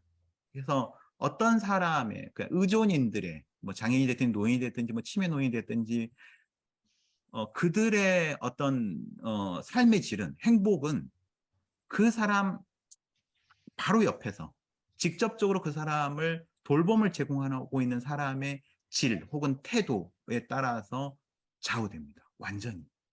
그거는 여러 가지 실험을 통해서도 이미 이제 여러 가지 증명이 된 바가 있고요. 근데 그것을 다 전문 인력을 쓸 수는 사실은 없는 상황이죠. 그렇기 때문에 이제 이런 기본적인 교육들을 자꾸 시키고 그다음에 윤리 교육을 시키고 이렇게 해가지고 그 문제를 이제 해결하려고 하는 거고요. 돌봄 관련된 부분은 뭐 지간전에 말씀 조금 드렸던 것처럼 약자들이 하게 돼 있습니다. 여자들이 한다든지 그 집안에서 제일 힘없는 사람이 한다든지. 그렇기 때문에 노동의 대가는 굉장히 낮아요. 이것들이 좀 가치가 전환되면 좋겠는데 뭐 그렇게 되기는 더 어려울 것 같다 생각이 되기 때문에 이제 모든 사람들이 그러한 어떤 자세를 가질 수 있도록 해보자는 욕심을 이제 내는 상황이라고 생각이 되어지고요. 그래서 이제 미국의 SDA 이 분들도 그러한 작업들을 지금 계속 하는 것들이 제가 동의를 하고 그분들이 또 제 활동에 동의를 해줬기 때문에 그럼 너가 한국에서 SDA 코리아라고 만들어서 뭐 활동을 좀 해봐 뭐 이렇게 해가지고 지금 진행을 하고 있는 부분인데요. 지금은 이제 교육하고 자료 만들고 뭐 이런 부분들을 그냥 이 사람 저 사람이 십시일반 활동해가지고 지금 하고 있는 상황이고요. 저희가 꿈꾸는 것은 아까도 이제 교회가 플랫폼이 되자 이렇게 이야기를 말씀을 드리긴 했는데 저희는 진짜로 어떤 IT에 기반한 플랫폼을 만들고 싶은 생각이 많이 있습니다. 지금은 되게 요연한 일이라고 생각이 되어지는데 어떤 인력들을 충분히 확보할 수 있으면 체계를 만들어서 예를 들면은 저희 집에도 이제 어른들이 뭐 80 훨씬 넘어서 예, 저희는 호남 지방에서 두 분이 사시는데 제가 어디에 연락을 하면 그분들이 그 자리에서 계속 그렇게 사실 수 있도록 지원해주는 시스템이 있었으면 좋겠어요. 그래서 그 시스템을 만드는 것들을 궁극적인 목적으로 지금 생각을 하고 있고요. 그래서 원격 돌봄이나 이런 부분들도 저희들이 스터디를 계속 하고 있고요. 근데 아직까지 어제도 엊그제도 제 옆집에 옛날 그 연합회 총무하셨던 최영태 목사님이 사시는데 저한테 아니 목회자들이 나이가 들어서 돌봄 서비스를 받을 수 있는 곳이 있었으면 좋겠다. 이게 너무 문화적인 어떤 지지가 안 되기 때문에 존엄성을 유지하기가 어렵다는 거예요. 그런 경우들을 너무 많이 보신다는 거예요. 그래서 당장에는 그런 부분들이라도 좀 어떻게든지 해결을 했으면 좋겠다 이런 생각을 하고 있고요. 이제 그 대안이 사실은 지원주택이라는 개념이라고 생각이 되어집니다. 지원주택. 그러니까 본인들이 사시는 집에서 서비스를 받을 수 있는 지원주택이라는 시스템들을 이제 만드는 것들을 고민하고 있고요. 저희가 SDA 코리아의 이름은 아니지만 이제 SDA 코리아 와 같이 활동을 하고 있는 기관명으로 해서 서울시로부터 지원주택 18채를 받아서 운영하고 있습니다. 거기는 이제 시설에서 나온 발달장애인분들이 한 분씩 사시고 계세요. 저희는 있는 듯 없는 듯 그분들이 그 집에서 사실 수 있도록 도와드리는 겁니다. 그래서 그런 식으로 노인 시스템도 향후에는 만들어져야 될 거라고 생각이 되어지는데요. 지금 국가 정책은 그렇게까지는 가지 못하지만 서울시는 그렇게 지금 서울시 사업으로 그렇게 하고 있습니다. 근데 부모님들 중에는 이런 분들도 계세요. 우리가 집을 내놓을 테니, 그렇죠? 집은 본인들이 구하실 수 있거든요. 집을 내놓을 테니, 뭐 구할 수 있는 분도 없고 아닌 분도 계시겠지만 우리 아이가 내가 죽은 이후에 지역사회에서 살 수 있도록 지원해 주세요. 그러니까 자기들은 지원 시스템만 필요한 거죠. 집은 필요 없다는 겁니다. 자기들이 마련하겠다. 이제 그런 식으로 노인 쪽의 내용들도 방향을 잡아가는 것이 좋겠다 이런 생각 때문에 저희들은 이제 이렇게 교육하는 프로그램도 진행하고 뭐 자료도 하고 뭐 이렇게 하지만 실제 서비스도 지금 이제 여러 가지로 트라이를 해보고 있는 상황에 있고요. 이 부분들이 교회와 파트너십을 가져갈 수 있으면 좋겠다 이제 여러 가지 고민을 하고 있습니다. 그리고 특히 이제 연합회의 사회복지법인 삼육재단하고도 이런 부분들을 뭐 이제 참 재단 해봐야 이제 아까 이야기한 강종동 목사님, 뭐 그다음에 그 상임이사로 있는 이제 최익현 목사, 김익현 목사님 이렇게 이제 이야기는 계속해서 같이 공감은 하고 있는데 이걸 어떻게 진행하자 이런 부분들은 아직 이제 교회하고 파트너십 속에서는 없는데 오히려 구체적인 것은 없는데 오히려 뭐 이렇게 서울시나 이런 쪽의 이 활동들은 조금 더 저희가 활발하게 진행을 하고 있고 그다음에 교육 프로그램은 상당히 활발하게 지금 진행을 하고 있습니다. 향후 내용들은 좀 모색해 가야 되는 상황이 있습니다. 교수님 말씀 들으면서 금방 떠오르는 생각이 네. 그냥 지나가는 생각인데 저희 아버님이 계신 교회도 사실은 이제 고령자 위주의 한 40명 내외 분이 안 계시는 작은 교회예요. 근데 이제 제가 이제 아버지하고 이런저런 뭐 얘기를 하고 뭐 저도 이제 말 그대로 이제 그 부모님들한테 그런 그 생활적인 지원들을 뭐 일상적으로 해주고 있는데 그런 작은 교회가 어쨌든 우리가 계속 좀 유지돼요. 왜냐하면 특히나 영남 앞에는 큰 교회보다는 작은 교회 또 이렇게 시골 뭐 농촌으로 가면 그런 교회들이 더 많은데 이들을 활성화할 수 있는 방안 또한 우리 이 일들과 같이 연계되면 좋겠다는 생각이 문득 들어가지고 만약에 이제 그런 인력 양성이 잘 된다면 교회에서 아까 했던 청년들이나 청소년들을 대상으로 이런 돌봄에 관심을 갖게 하고 그 돌봄의 영역에서 일을 할 수 있는 인재들을 발굴하고 또 뭐 필요하면 뭐 대학 관련 학과에 진학을 시키고 해서 뭐 합회에서 이런 조직을 별도로 만들어서 그런 그 소규모 교회에서 또 장기적으로는 또 그럴 수밖에 없잖아요. 이렇게 실버를 케어하는 방식의 관계들을 지역에서 왜냐하면 지역 사회가 또 그렇게 갈 테니까. 그래서 실버가 실버를 케어할 수밖에 없는 방식이라면 이런 그 고령의 우리 그 신자들이 지역에서 일을 할 수 있도록 청년들을 양성해서 이들을 말 그대로 이제 파견 보내는 거죠. 그렇죠. 네네네. 그런, 욕구가 있는 곳에 사실은 수요가 있고 거기에 자금이 있을 수 있습니다. 예.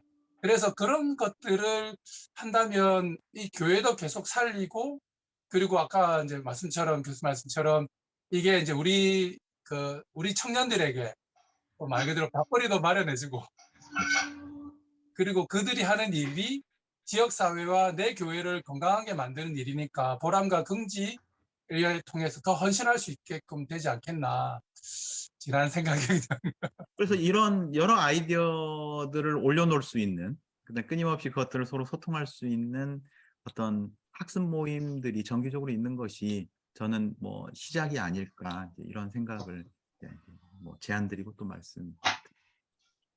네네.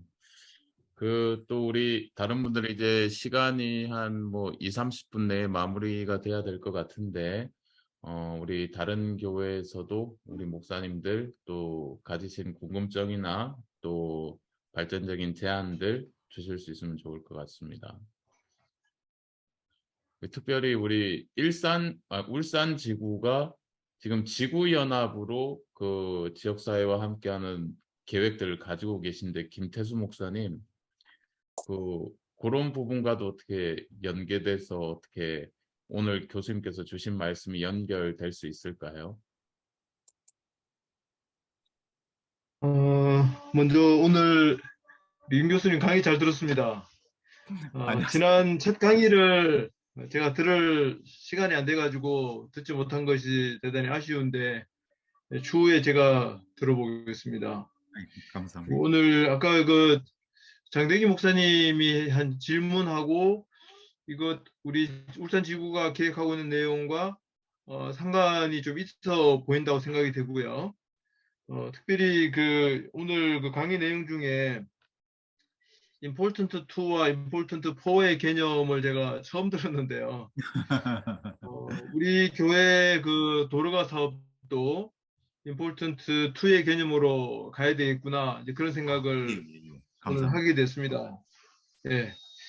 그래서 이거를 이제 어떤 방법으로 하면 좋을지 좀 생각을 좀 해봐야 될 것 같고요. 또 이미 하고 있는 그 선행 사업들이 있으시면 좀 예를 주시면 좋겠다는 생각이 들고요.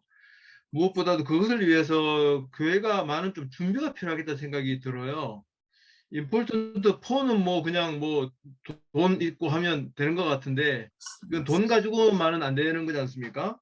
그래서 이 부분에 대한 저의 의문이 첫 번째 강의에 포함되어 있다면 뭐 대답하지 않으셔도 되고 혹시 첫 번째 강의에 포함되어 있지 않은 내용이라면 좀 답을 주시면 좋겠다는 생각이 들고요.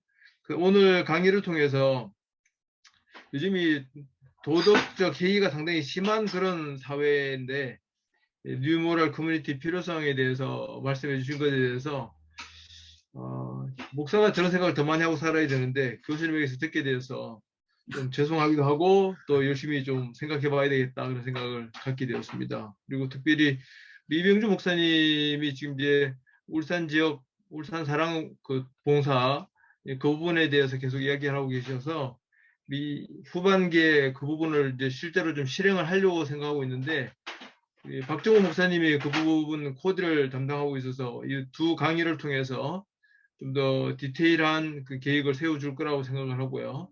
함께 합심해서 합회 지원을 우리가 좀 받기도 했고요. 그렇게 해서 잘 진행해 봐야 되겠다 생각하고 있는데 어쨌든 임포턴트 2의 개념으로 접근해야 되겠구나 그런 생각을 하게 돼서 대단히 감사합니다. 장 목사님과 윤 교수님에게 다시 한번 감사드립니다. 네. 이상 뭐 이제 대답은 질문이나 대답은 아니고 제가 사실은 가장 핵심적으로 이야기하는 부분 이제 제가 좋아하는 개념이 바로 이제 지금 목사님 말씀해 주신 2, 4 요 개념이고 그다음에 거기다가 2에 대한 개념인데 어쩌면 이제 충분히 설명을 못했다고 생각했는데 매우 정확히 이렇게 이해하고 계시고 그것들을 또 도로가 사업하고도 또 연계시켜 주셔서 그냥 되게 고맙습니다. 되게 좋고요. 그리고 이제 도덕 공동체 제가 지난번 장애인 복지 학회에 가가지고 이 비슷한 주장을 또 했거든요. 근데 이제 학회 사람들은 아니 그런 뜬금없이 무슨 도덕 공동체냐 뭐 이제 이런 이야기하셔가지고 제가 좀 실망과 상처 뭐 이제 그런 적이 있었는데 오늘 또 이렇게 굉장히 중요한 핵심 개념을 2개를 바로 피드백을 해주셔가지고 되게 굉장히 이제 제가 오히려 감사한 이제 마음을 갖게 되고요. 그다음에 준비를 위해서 어떻게 해야 되는가 이 부분은 제가 교회 세팅에서는 뭐 제가 지금 뭐라고 말씀드리긴 되게 이제 어려운 부분이고 제가 말씀드려봐야 뭐 충분하지는 않을 것 같다 생각이 들고요. 다만 우리 세팅에서 한 가지만 제가 말씀을 좀 드리면 그러니까 4가 아니고 2에 좀 관심을 더 가져야 된다와 관련된 부분에 아마 일 수도 있을 거라고 생각이 되어지는데요. 어떤 분이 한 10여 년 이상을 거주시설에만 이렇게 수용시설이죠. 이제 좀 나쁜 말로 이야기하면 거주시설에만 계셨던 발달장애 여자분이 계셨는데 나이가 한 30대 초반 정도 되셔요. 근데 우리 교육을 받고 직접 지원 인력들이 이분의 툴을 이제 살피면서 이제 여러 가지 서비스를 제공했는데 기가 막힌 것을 하나 알아냈어요. 저는 되게 감동이었었는데 이분은 지갑에 5만 원이 채워져 있어야지 안정을 찾으세요. 왜 그런지는 모르겠어요. 근데 그것을 알아낸 거예요. 이분들이 임포턴트 2와 관련된 부분에 이렇게 주의 깊게 이제 이 관심을 가져라 이런 교육을 이제 이틀 동안 교육을 받고 난 다음에 며칠 이제 한두 달 됐겠죠. 그 정도 뭐 그게 이제 빨리 되는 게 아니니까. 근데 이분이 거주시설에서 살 동안 전문가들이 기록해놓은 서류에 보면 심각한 도벽이 있음 이렇게 기록되어 있습니다. 심각한 도벽이 있습니다. 그러니까 이제 사실은 이분의 임포턴트 2를 정말로 마음을 다해서 우리가 경청하고 찾았으면 사실은 5만 원 넣어놓으면 되는 거거든요. 이분들 돈 많으십니다. 사실은 거주시에 계신 분 돈이 쌓여 계신 분 되게 많으세요. 그래서 결국 돌아가시면은 이제 뭐 애매한 상황이 되기도 하고 뭐 이러는데 그러면 문제가 안 생기는 건데 거기에 레코딩에 그렇게 써져 있는 거예요. 심각한 도벽이. 이렇게. 그러니까 우리 현장에서도 뭐 교회 안에서도 그다음에 우리가 만나는 사람들과의 관계 속에서도 우리가 이런 부분에 민감하게 이렇게 좀 훈련을 받거나 또 서로 간에 연습하는 그런 모임들이 있으면 뭐 되게 재밌는 이야기들이 재밌는 스토리들이 교회 안에서도 많이 나올 수 있을 거다 이렇게 생각이 되어집니다. 굳이 뭐 지금 뭐 대단한 임포턴트 포와 관련된 자금을 가지고 뭘 해결하지 못한다 하더라도 엄청 중요한 부분의 삶의 질을 다르게 할 수 있는 부분들도 있습니다. 이게 이제 잘못 해석되면 굉장히 보수적인 입장의 사회복지 전문가로 오해될 수도 있지만요. 좀 뭐 저는 의미가 있다고 생각을 하는 편이어서 그냥 제가 있었던 경험들을 말씀드리고 교회에서도 그런 경험들이 충분히 있을 수 있는 여지들이 굉장히 많지 않을까 이런 말씀을 그냥 드려봅니다. 그 교수님 우리 삼육대학에서 이제 아까 사회봉사단하고 그다음에 최경천 교수님께서 하시는 인성교육 인성교육원 어, 사회혁신원으로 이름이 바뀌면서 사회봉사단도 그 안에 지금 들어가서 최경천 네. 목사님이 책임을 지고 계십니다. 네, 그래서 거기서 이제 사회봉사와 관련된 노원구와 함께한 플랫폼이 만들어져 있잖아요. 앱도 있고 네네네. 서비스를 직접 학생들이 제공하고 있지 않습니까? 네네. 그래서 이제 뭐 식품 영양학과 학생들이라면 노인들의 영양 시기에 맞게 이렇게 도시락을 만들어서 제공하는 서비스들, 이게 나중에 추후에 일자리 창출과도 연결되어질 수 있고, 그다음에 뭐 이렇게 노원구에 있는 어르신들과 함께 장 보는 일들, 그다음에 맞습니다. 예. 뭐 이런 여러 가지 이제 일상의 세세한 부분에 관련돼서 이런 돌봄 서비스들을 제공하고 있는데 이 사례를 조금 더 구체적으로 좀 알려주시면 좋을 것 같습니다. 사실은 욕심껏 되지는 않고 있기는 한데, 지금 이제 장 목사님 말씀하신 것들이 지금 우리가 이제 진행하고 있는 어쩌면 대부분의 내용일 수도 있어요. 근데 이제 저는 중요하게 생각하는 것을 학생들을 교육시키는 부분을 중요하게 생각을 하고 있고요. 그러니까 뭐 나타나지는 않지만, 그래서 요 지금 18시간에 아까 이야기했던 임포턴트 2, 4 교육을 시켜요. 그래서 학생들이 그것들을 충분히 훈련하고 난 다음에 이제 가서 살피고 서비스를 제공하고 이렇게 이제 하는 부분들을 저는 개인적으로 중점에 두고 있는 한 부분이 있고요. 그 다음에 한 부분은 이분들의 전공하고 연결시키는 겁니다. 그래서 돌봄과 관련된 부분들을 위해서 인터프로페셔널을 양성하는 것이 굉장히 중요하다고 저는 이제 생각을 하고 있어요. 그러니까 예를 들어서 노인분들이 돌봄을 제공한다고 이야기했을 때 대단하게 약을 막 이렇게 많이 드시는 분들이 약 관련된 부분들을 가지고 이야기하시면 약사가 들어가서 이야기를 해야 될 판인데요. 인터프로페셔널이라는 개념은 그분들의 우리가 약사가 뭐 아주 전문 지식을 가지고 거기에 대응하는 것도 필요할 수 있겠으나 사실은 아주 꼭 필요한 그 부분만 이해하고 있는 전문가가 그 부분에 대해서 대응할 수도 있거든요. 그러면 오히려 많은 양질의 서비스가 만들어질 가능성이 있기 때문에 돌봄에 특화된 여러 전문 영역을 섭렵한, 이게 뭐죠? 영양이면 영양, 상담이면 상담. 그다음에 신학도 역시 마찬가지고요. 이제 돌아가신 분들은 어떻게 이제 나이 드신 분들 어떻게 이제 죽음에 대한 부분들을 우리가 잘 준비시켜야 되는 부분들이 있기 때문에 그런 부분들, 그다음에 약학과 물리치료학과 다 연결해서 그 돌봄에만 딱 필요한 그 내용들만 서로가 서로에게 공부가 되게 하는 부분들을 지향하면서 이것들을 좀 개발하고 발전시키려고 이제 했던 부분인데 그 부분이 아직 이제 제 마음대로 지금 잘 안 되고 있는 부분이 있고요. 그 다음에 하나는 노원구의 공식 플랫폼하고 연결시키려고 하는 부분들이 이제 있었습니다. 서울시 같은 경우는 취약자들한테 돈을 주고 그들이 돌봄에 필요한 부분들을 살 수 있도록 하는 내용의 사업을 조금씩 전개하고 있고요. 그 살 수 있도록 하는 데 있어서 그것들을 팔 수 있는 기관들을 지정하고 있습니다. 그러니까 예를 들어서 집에 아무나 들어가면 안 되잖아요. 노인들 혼자 계시는데 위험할 수도 있으니까. 근데 노인들한테는 전구 하나 갈아주는 거, 수도꼭지 하나 해결해 주는 것이 삶의 질에 엄청난 영향을 미칠 수가 이제 있는 부분이기 때문에 그런 경우가 생기면 자기가 받은 돈을 주고 어디에다 연락하면 그것들을 해주는 분들이 계시는 거죠.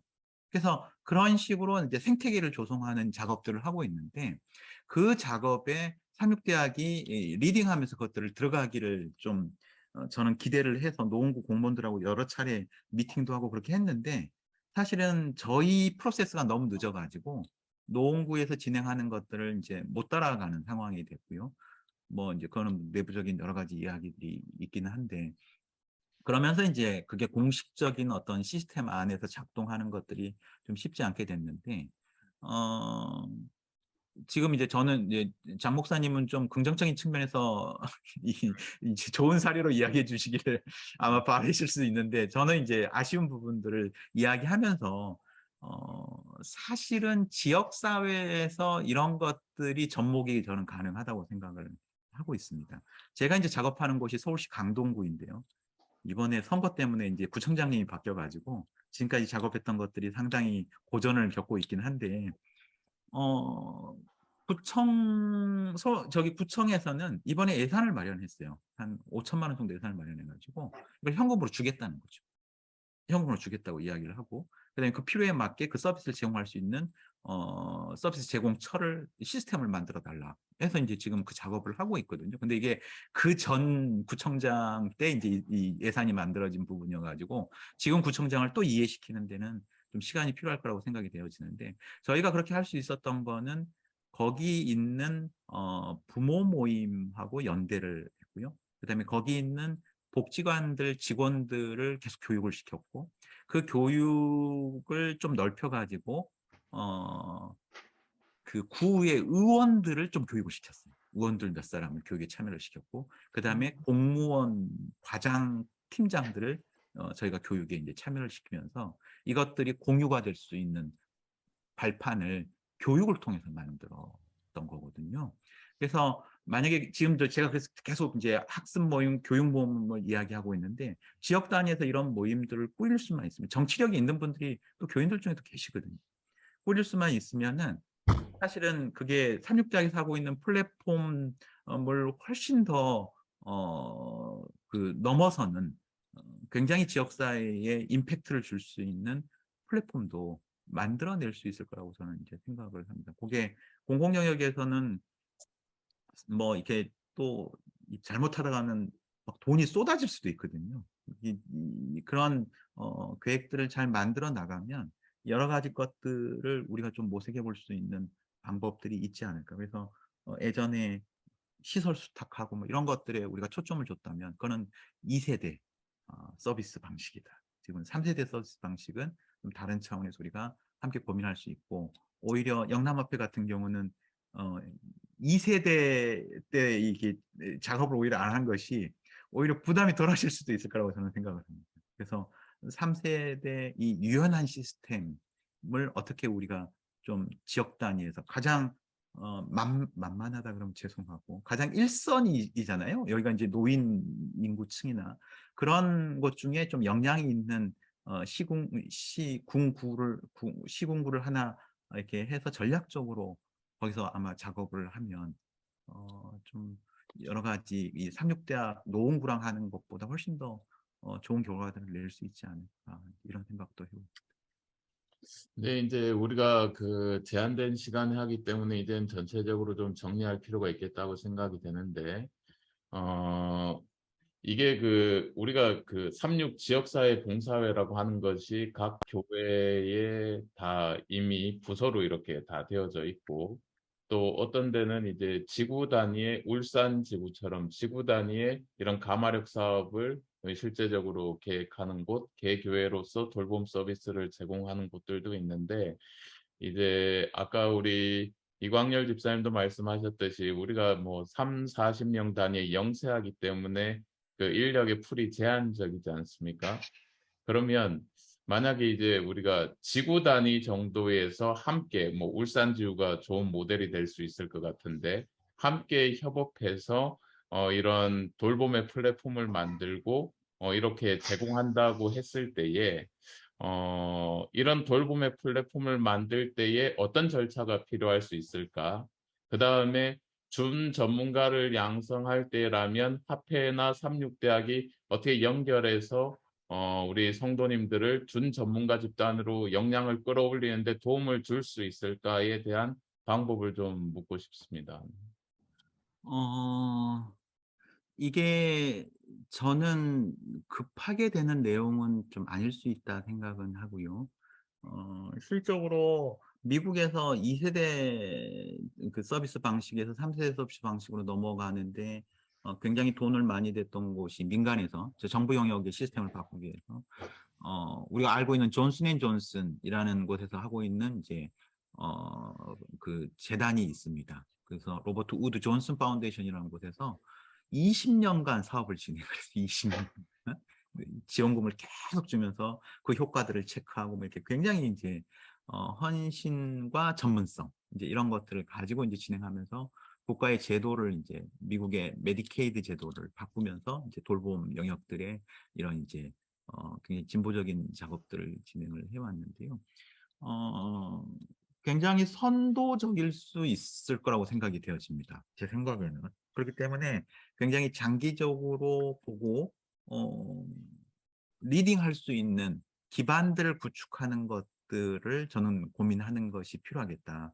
뭐 이렇게 뭐 우리 4년, 5년 한 회기에 뭔가를 한다기보다는 좀 길게 계획을 세워놓고 이번 회기는 여기까지, 그 다음 회기는 여기까지 뭐 이렇게 좀 작업을 해보는 것도 저는 좋지 않을까. 이게 사람의 인식이 바뀌고 제도가 바뀌고 이게 이제 하는 것들이 어쩌면 우리나라는 미국하고 달라서 상당히 빨리 될 가능성은 분명히 있습니다. 그래서 뭐 20년, 30년 이렇게 지금 우리는 생각하기는 어려울 것 같다 생각이 들고, 왜냐하면 우리는 또 인구가 이제 급격하게 바뀌기 때문에 선진국하고 달리.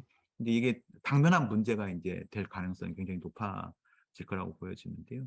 그래서 이번 회기에 준비를 좀 뭐 하고 그 다음 회기에서 가시적인 성과를 내는 이 정도의 아마 계획들은 세워야 될 거라고 생각이 되어지는데요. 그렇다면은 이번 회기 할 수 있는 것은 사실은 저는 사람 준비하는 것이라고 생각을 이제 하는 거고요. 그다음에 우리가 세운 계획에 동참하는, 동의하고 함께 하려는 어떤 헌신이 있는 분들을 어떻게 셋업할 것인가.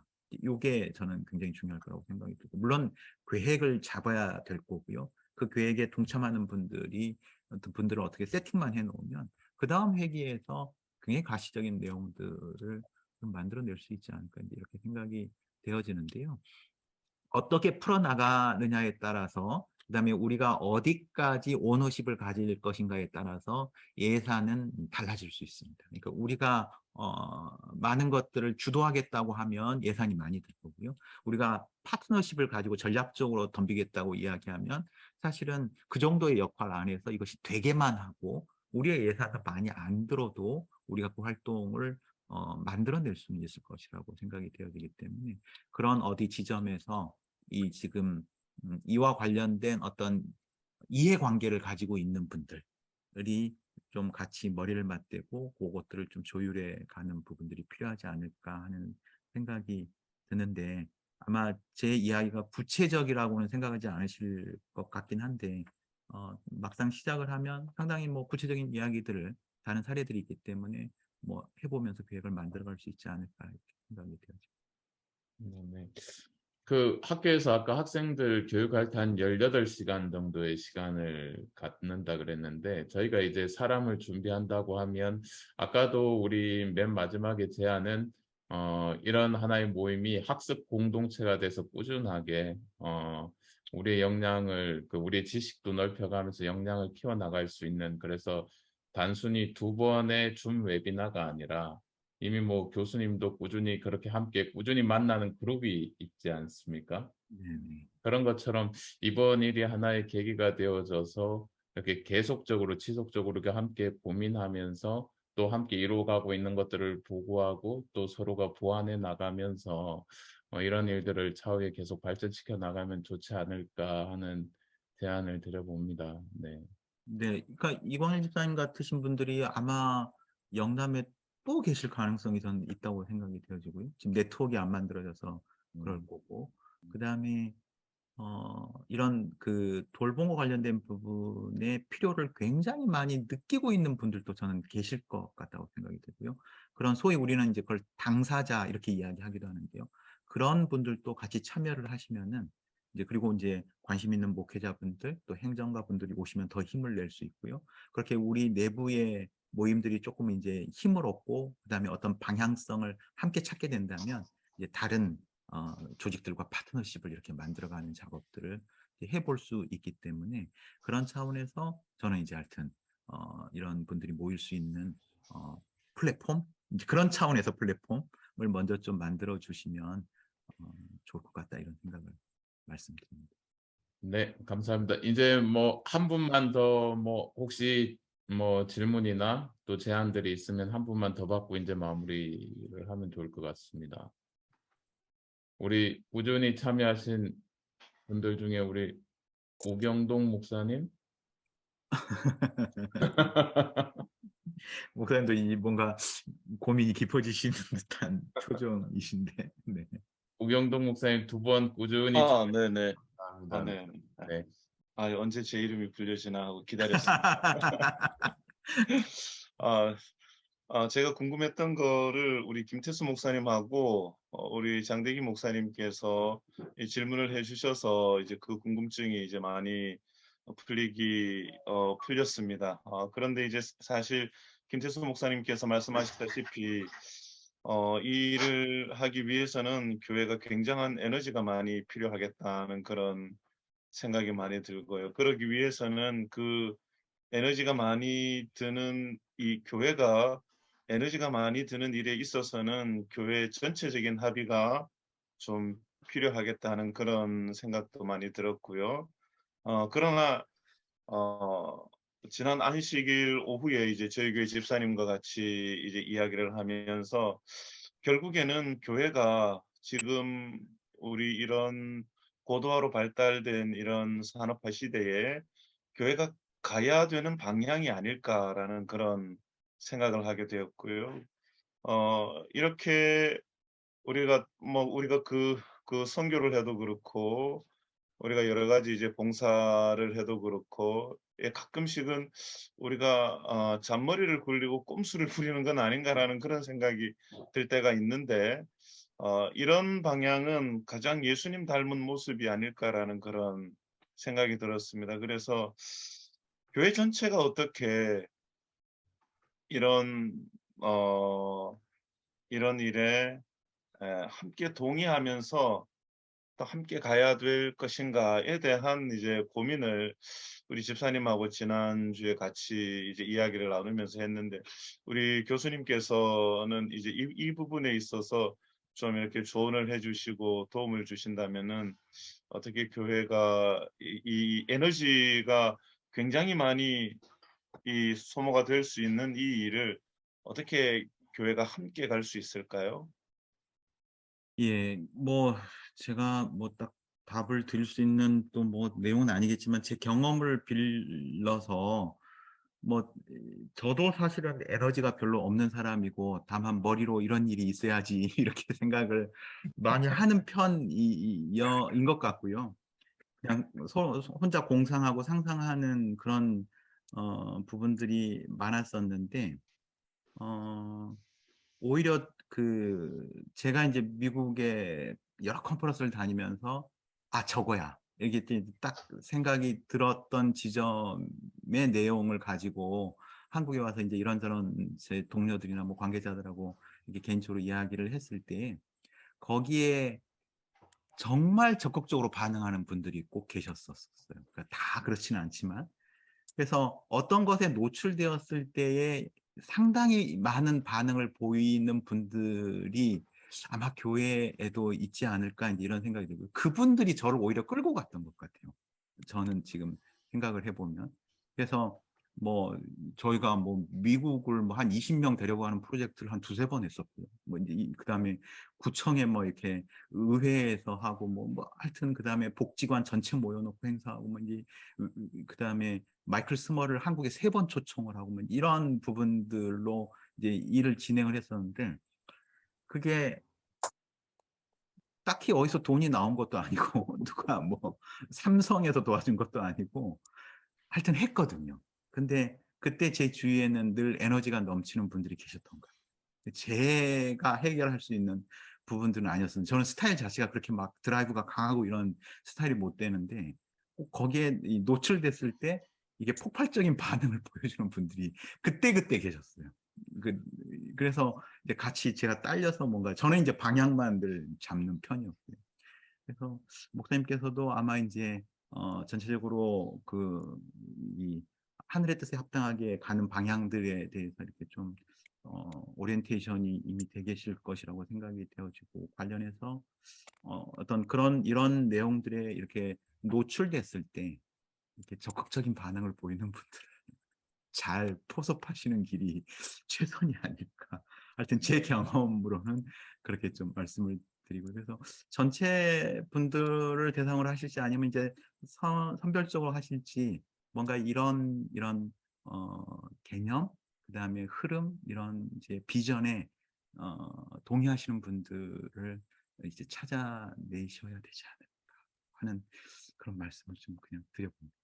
네, 감사합니다. 감사합니다. 네, 이제 시간이 다 돼서 좀 마무리를 해야 될 것 같습니다. 두 번이 길지 않은 시간인데요. 앞으로 또 이게 좋은 계기가 돼서 종종 우리 교수님도 만나고 또 우리 지역교회 목사님 또 우리 평신도 지도자들이 함께 우리의 생각들을 공유할 수 있는 학습 공동체로서의 모임도 한번 기획해서 발전시켜 나가보도록 하겠습니다. 괜찮으십니까? 네. 네, 감사합니다. 우리 그런 의미에서 우리 다음 달에 있는 우리 지역교회 가마력 역량 강화를 위한 2차 줌 웨비나에도 많이 좀 참여해 주시면 좋겠고요. 또 특별히 각 교회가 하고 있는 이 다양한 가마력 사업과 관련된 것, 개인이든지 또 아니면 우리 교회가 아니면 뭐 소그룹 팀으로 그렇게 하고 있는 내용들이 있다면 우리 합회로 좀 내용을 공유해 주셔서 우리 지역교회가 함께 소통하고 나눌 수 있도록 해주시면 좋겠습니다. 우리 성교부장님 계속 들으시다 이제 마지막으로 들어오셨는데 짧게 총평해 주시고 좀 마무리하면 어떨까 싶습니다. 음소거 네. 수고 많으시고 하여튼 적극적으로 또 지원하고 우리가 이번 회기에 이 방향으로 저희들의 가야 할 길이 맞다고 생각합니다. 함께 협력해서 우리 교회를 변화시키고 또 세상을 이롭게 하는 방향으로 나가기를 바랍니다. 감사합니다, 교수님. 감사합니다, 목사님들. 네. 네, 감사합니다. 우리 추석 앞두고 바쁜 그런 한 주일이었지만 또 이렇게 함께 동참해 주셔서 감사하고 또 특별한 시간을 준비해 주신 교수님 너무 감사드립니다. 네, 모두들 감사합니다. 정말 수고 많으셨습니다. 우리 마지막으로 우리 성교부장님 기도해 주시고 좀 마치면 좋을 것 같습니다. 네. 감사합니다. 기도하겠습니다. 하나님, 저희들 코로나는 위기라고 말하지만 하나님의 선교 입장에서는 오히려 기회라고 하나님은 말하고 있는 것 같습니다. 저희 이번 기회를 통하여 우리의 교회의 모습, 우리의 사역의 모습을 돋보기로 들여다보고 우리가 변할 수 있는 하나님 기회를 허락하여 주시옵소서. 특별히 이 모든 것에는 혼자의 힘이 아니라 협력이 필요하오니 우리 연구하시는 교수님 또 앞서가는 분들 또 뒤따라오는 모든 분들이 함께 협력하여 우리 교회를 변화시키고 또 세상의 빛과 소금의 허상과 허세의 교회가 아니라 실제적으로 영향력을 미치는 교회로 변화시킬 수 있도록 하나님 인도하여 주시옵소서. 귀한 영혼들, 불쌍한 영혼들, 어려운 영혼들을 보살피고 그들을 끌어안는 교회로 하나님 만들어 주시옵소서. 이 일에 헌신하는 주의 종들에게 축복하여 주시고 하나님 더욱더 우리에게 은혜로 덧입혀 주시고 지혜와 능력을 더하여 주시옵소서. 사랑 많으신 예수님 이름으로 기도합니다.